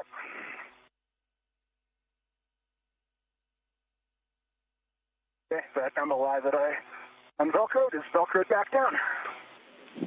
Copy. And again, you're looking for that joint drive bolt, and your first action will be to press the button and move the drive handle to EVA. Okay, stand by. I'm going to get into a gear body position here. Sounds great. And Jessica Meir does have that MLI, that multi-layer insulation that was removed by Williams, now tethered to her. Williams is going to get the pistol grip tool configured to be able to release bolts from the spare wrist joint there that you see in the center of your screen. Eventually, this will be installed on the Canadarm2 as part of today's spacewalk. Copy, working on my BRT.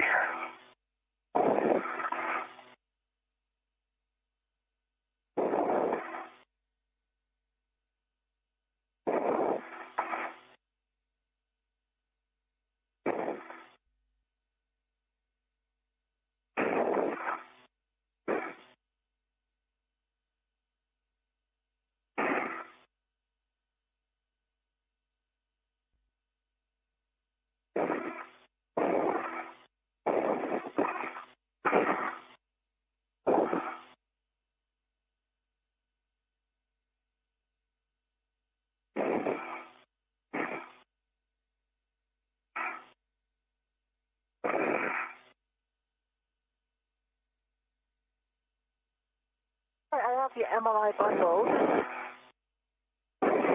Nice work. That looks great to us, Jess. You can tend it above the CTC and take the square scoop from the mutt ball stack mutt. You'll be installing that on the spare joint, handle pointed aft, and you can leave the mutt jaws open. Copy. That's not bundled quite as well as I would like, but I think it is out of the way. I think we can leave it where it is for now.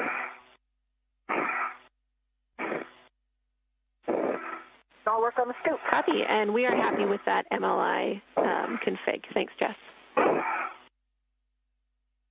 Right.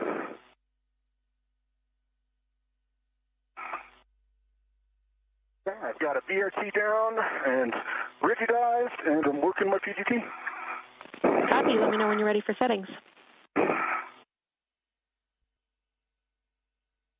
Go.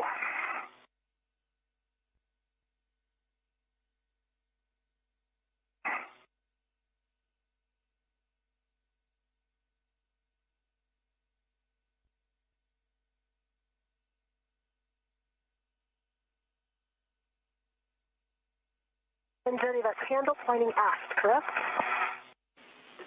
A-firm, handle pointing aft.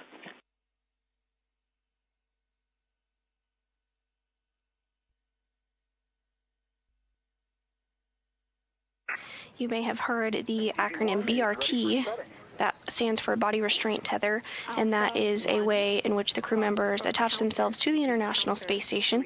The crew have a variety of different hooks and fasteners and tethers that they use to make sure that they are always securely attached to the space station or equipment aboard it. Display is reset.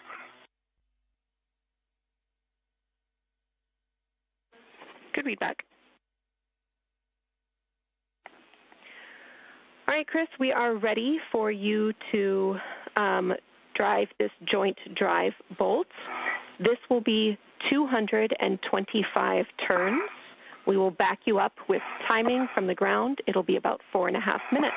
Let us know when you start. Copy that. I am ready to start turns. Jessica, I'm starting turns now. Okay, copy.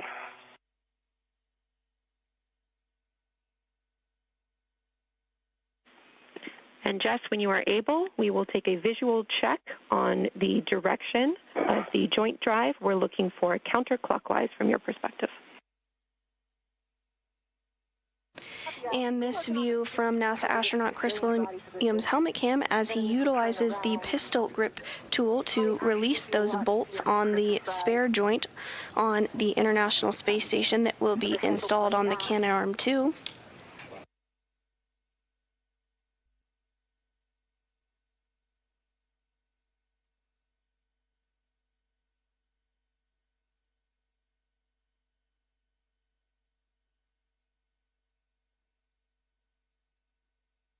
Turns.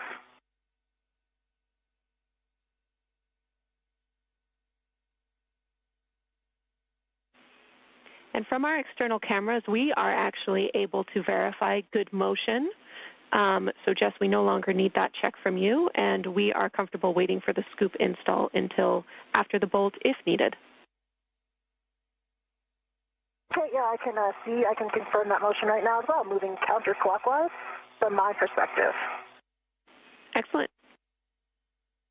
I am going to pause with the scoop because I don't have anywhere to put my right hand, and it would basically, my right hand would be near the mechanism that's turning. So I'm going to wait with the scoop. That sounds great to us, Jess. We're learning a lot about this work site today, so no problem.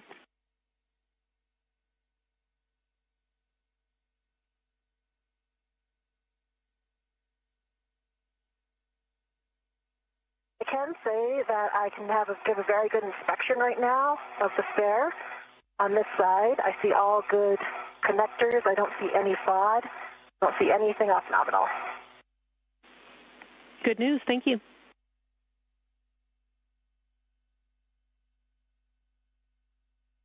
Turning much more slowly than I anticipated.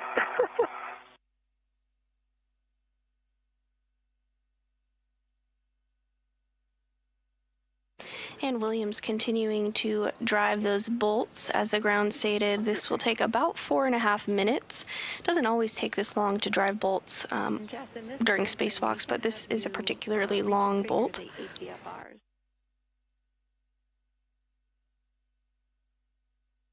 I have a scoop in my hand. Let's see if I can temp stow that somewhere.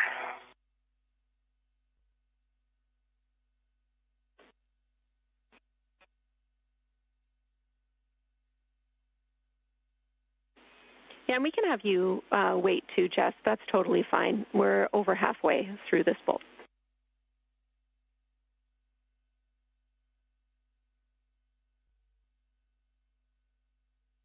Okay.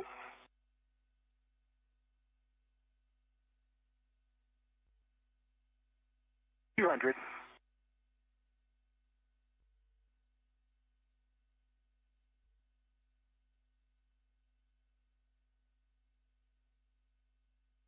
Firm 225. Copy. 225 turns.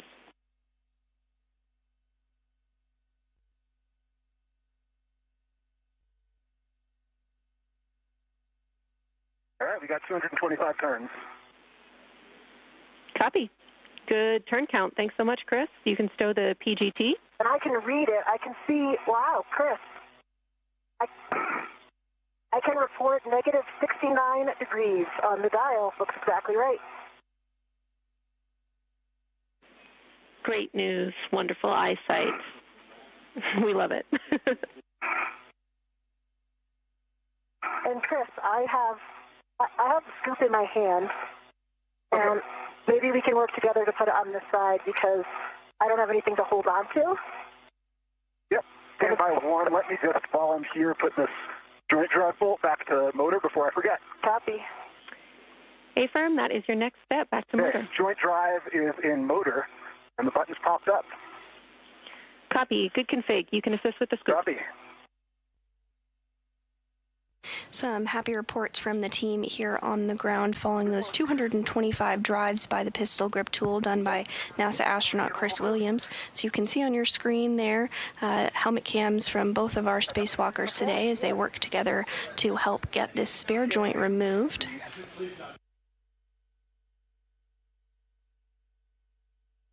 I think it should be a lot easier from that side. That's the correct orientation. And I will start looking at the ATFR. So Jenny, first I'm going to move Chris's from 5 to 4. Affirm, but we do have a step to move the scoop RET to the starboard fram handrail. I want to make sure that you can do that as well.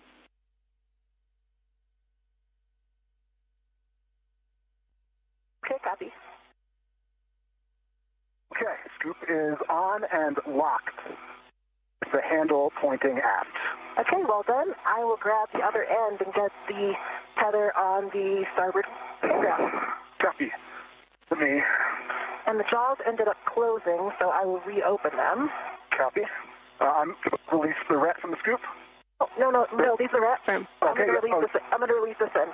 Sorry, yep. Yes, this is the intent of this is that it is the tether for the spare once we remove it, so we are just tethering it to the fram.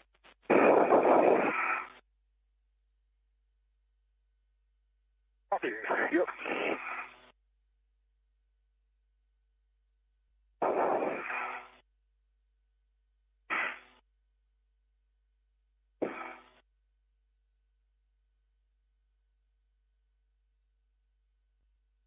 Okay, it is tethered to the fram handrail. I think one of the things we might want to consider is, well, I guess the crew lock bag will be gone. Having the crew lock bag right here has made it a little bit more difficult. Yeah. But I think it'll be gone when we're back here. I concur with that. It is kind of in the way, but yeah. All right, Houston copies all. We concur it should be out of the way soon. I'm going to check on this mutt because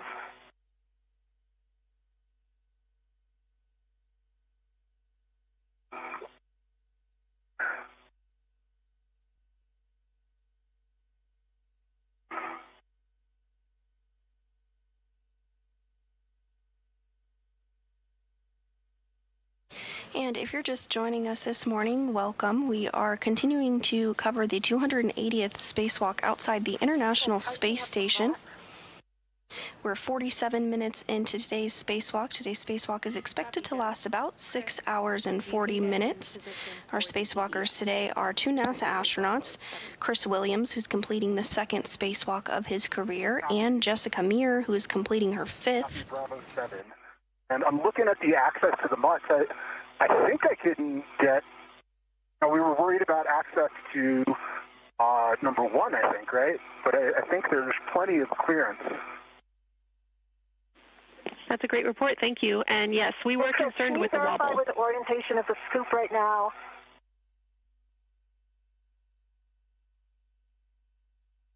Yeah, I might need to do a different body position. I'm sorry, go ahead, Jess. For the jaws of the butt. So look, is this the orientation you were expecting? Stand by.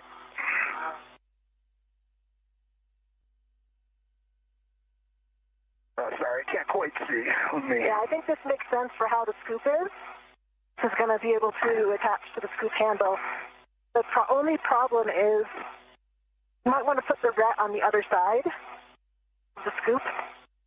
So take a look. Jaws are going to close around the starboard side, and I see what you mean. Let me do that. The scoop is locked, so I can do that. Concur? Concur. Houston's following along.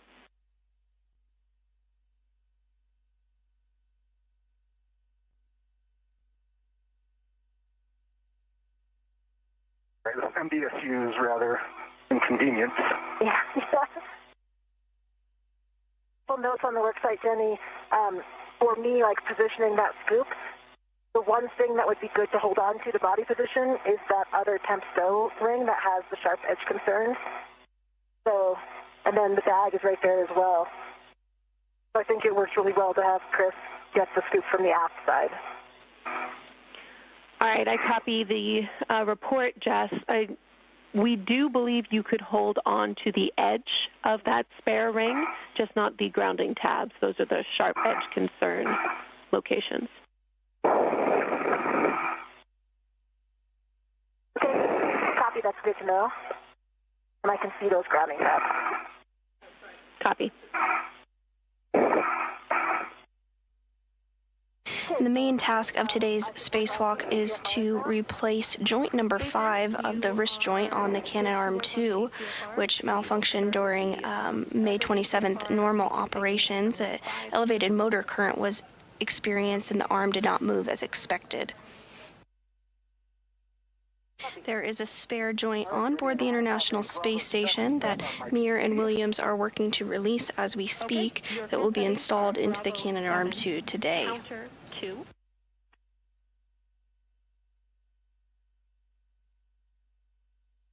Bravo 7, counter 2 is set.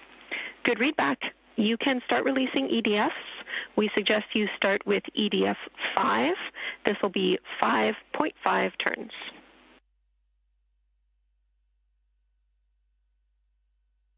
Copy, EDF 5, 5.5 turns. I see it, and I'm briefing and getting that in work. Copy.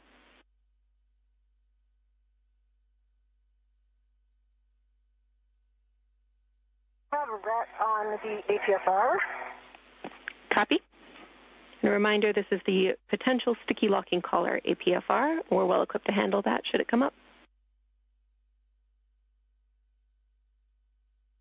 And Williams now going to use the pistol grip tool in order to further release the spare joint on board the space station. Great news. Thanks, Jess. I am starting turns on EDF 5. Copy.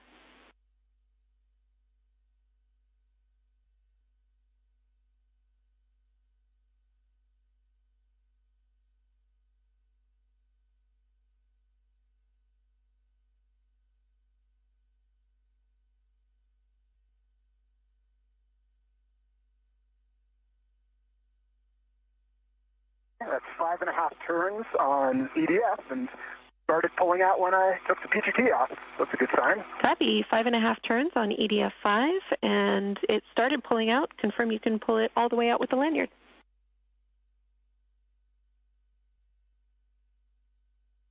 Gonna work. Lanyard's a little bit twisted. Let me see if I can get my hand in there.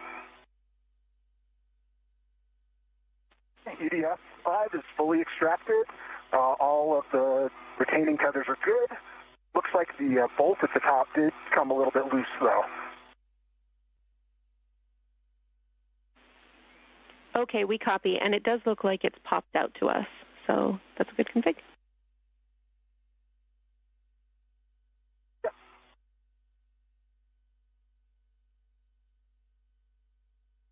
And Jetty, a clocking of 9, correct?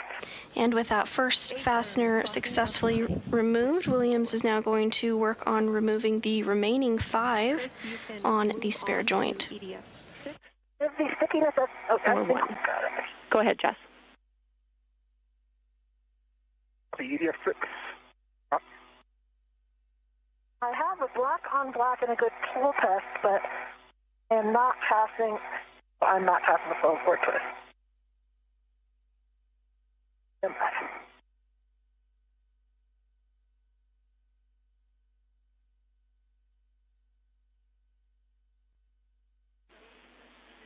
Copy.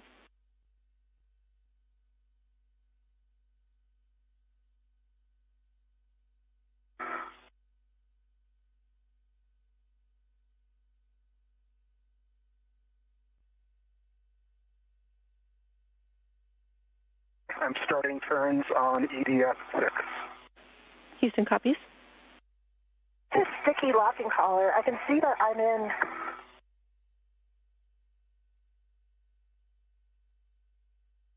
I think what's happening is it's not going to black on black. All right, we copy. And now that I'm in the whiff, it's not running all the way to...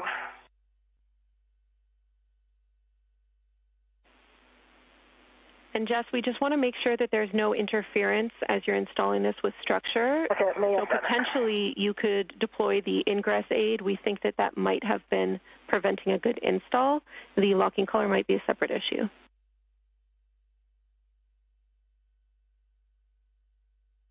I'm watching the ingress aid. I can see it's coming close to ESP2, but it's not impacting. And I actually got it now. I have black on black locking of 9 and a good full twist test. Okay, excellent. Your other settings are Fox Fox Charlie 6.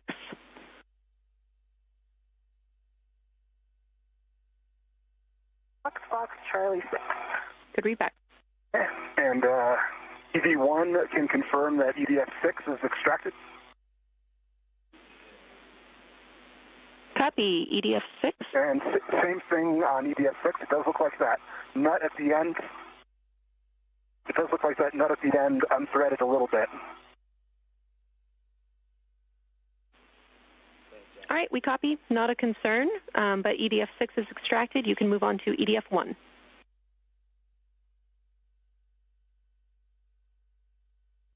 Copy, EDF1 in work.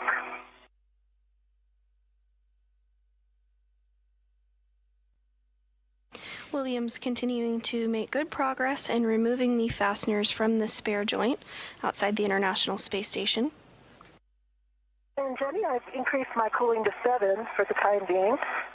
So I think with this one, I know that we thought it had the collar. I think it's actually the pitch knob, my old nemesis, that is very sticky. You can see that it is totally locked. Now I can push it in, but I'm unable to turn it. Oh, wait, there it goes. Not turning. We copy.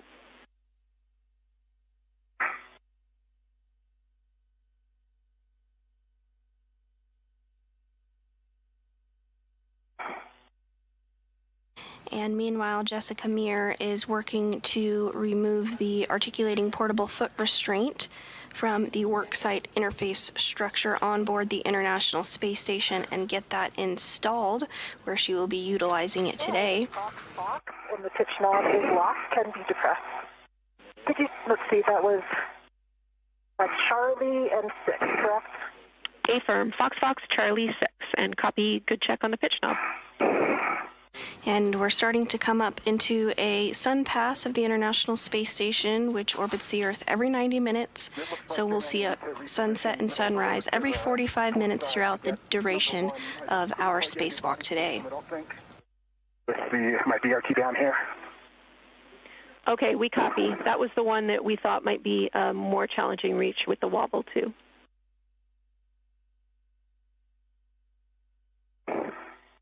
Yeah, if you had the shorter one, I think it would have been doable.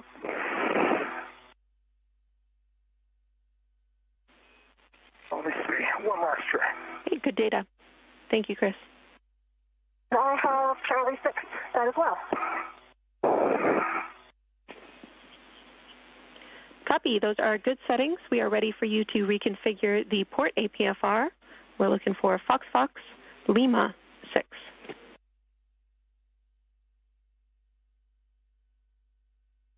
Copy.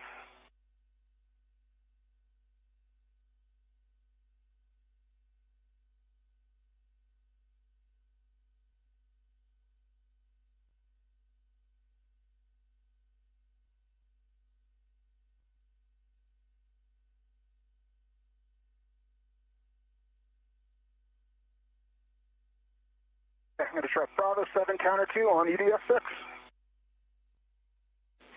Good settings. For 1, sorry. And that should be EDF1, affirm.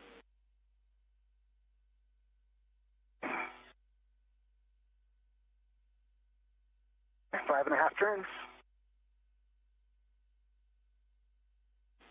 Copy, 5. Johnny, I see that this handrail that I was planning on using for a lot of actions, which is just on the front face of ESP2, just starboard of my APFR, does have a handrail clamp on it. So does that mean I cannot safety tether, waist tether to it?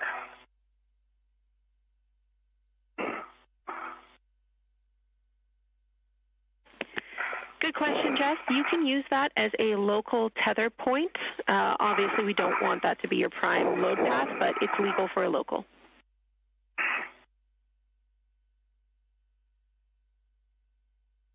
Copy, legal for a local. And also for BIP. Affirm.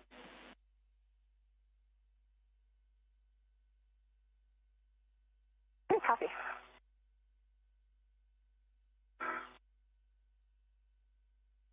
Okay, Jenny, I've got those 3 EDFs, 6, 5, and 1 released and pulled out.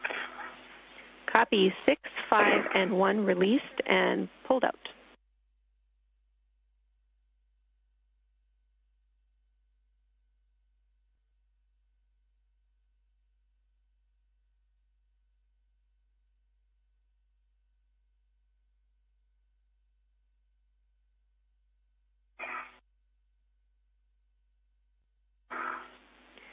And Chris, next steps for you are, as written, to maintain control of the joint for Jess's bolts to be released. But since you have a little extra time here, if you can reach EDF 4, that's the one under the scoop, we would also like you to attempt to release that one.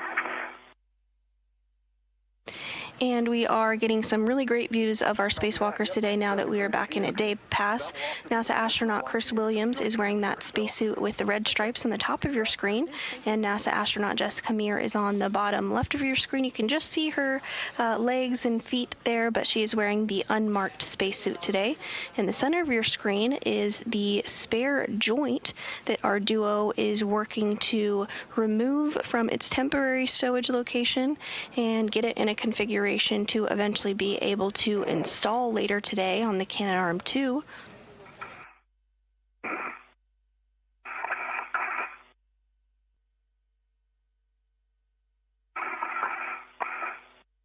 We've just surpassed the 1 hour mark in today's spacewalk. The crew is continuing to make good progress and is running about 20 minutes or so ahead of the timeline. Today's spacewalk did begin at 7:20 a.m. Central Time, so we are 1 hour, 1 minute, and 30 seconds into the 280th spacewalk in support of space station maintenance, assembly, and upgrades.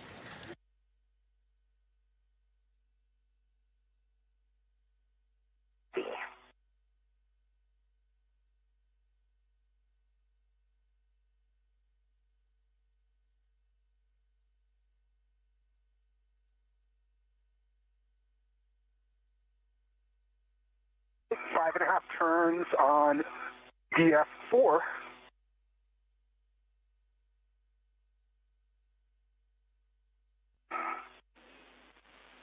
Copy. 5.5 turns, EDF4.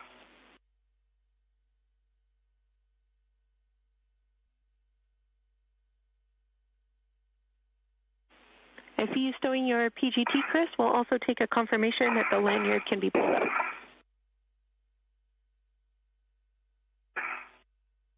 Yep, stand by. I need to, I think, get down there a little bit more to get in position for that. Copy. And NASA astronaut Chris Williams is working to stow that PGT or pistol grip tool for now, but it won't be the last that we see of it today, certainly. It will come into play quite a bit during today's spacewalk. Also in view just above his head there is the mini workstation, which has a variety of tools and tethers and items that will be utilized during today's spacewalk. After 5.5 turns.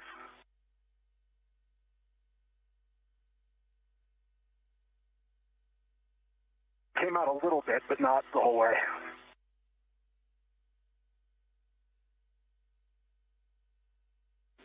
Copy, we're talking it.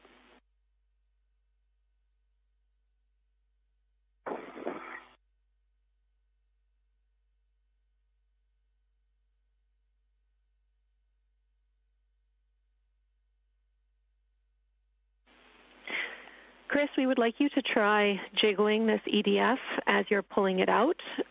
If that does not work, we will move to doing an additional 2 turns.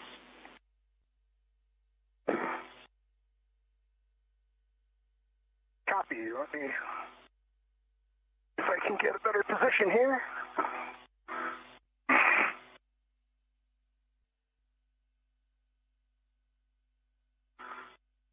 And Williams continuing to work through steps to release that spare wrist joint. Yeah, the scoop is kind of in the way for me to get a good hand on it.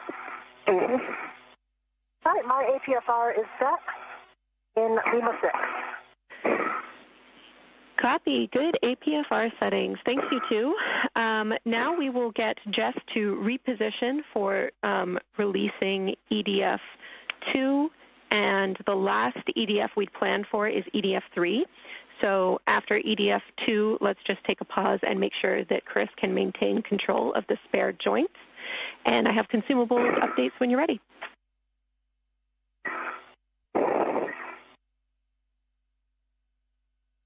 Yeah, EV1 copies all and ready. EV2 copies, just 1 point. I'm in a good position right now for bolt 2. Since it's more port, I think I'm going to need to stay here more port.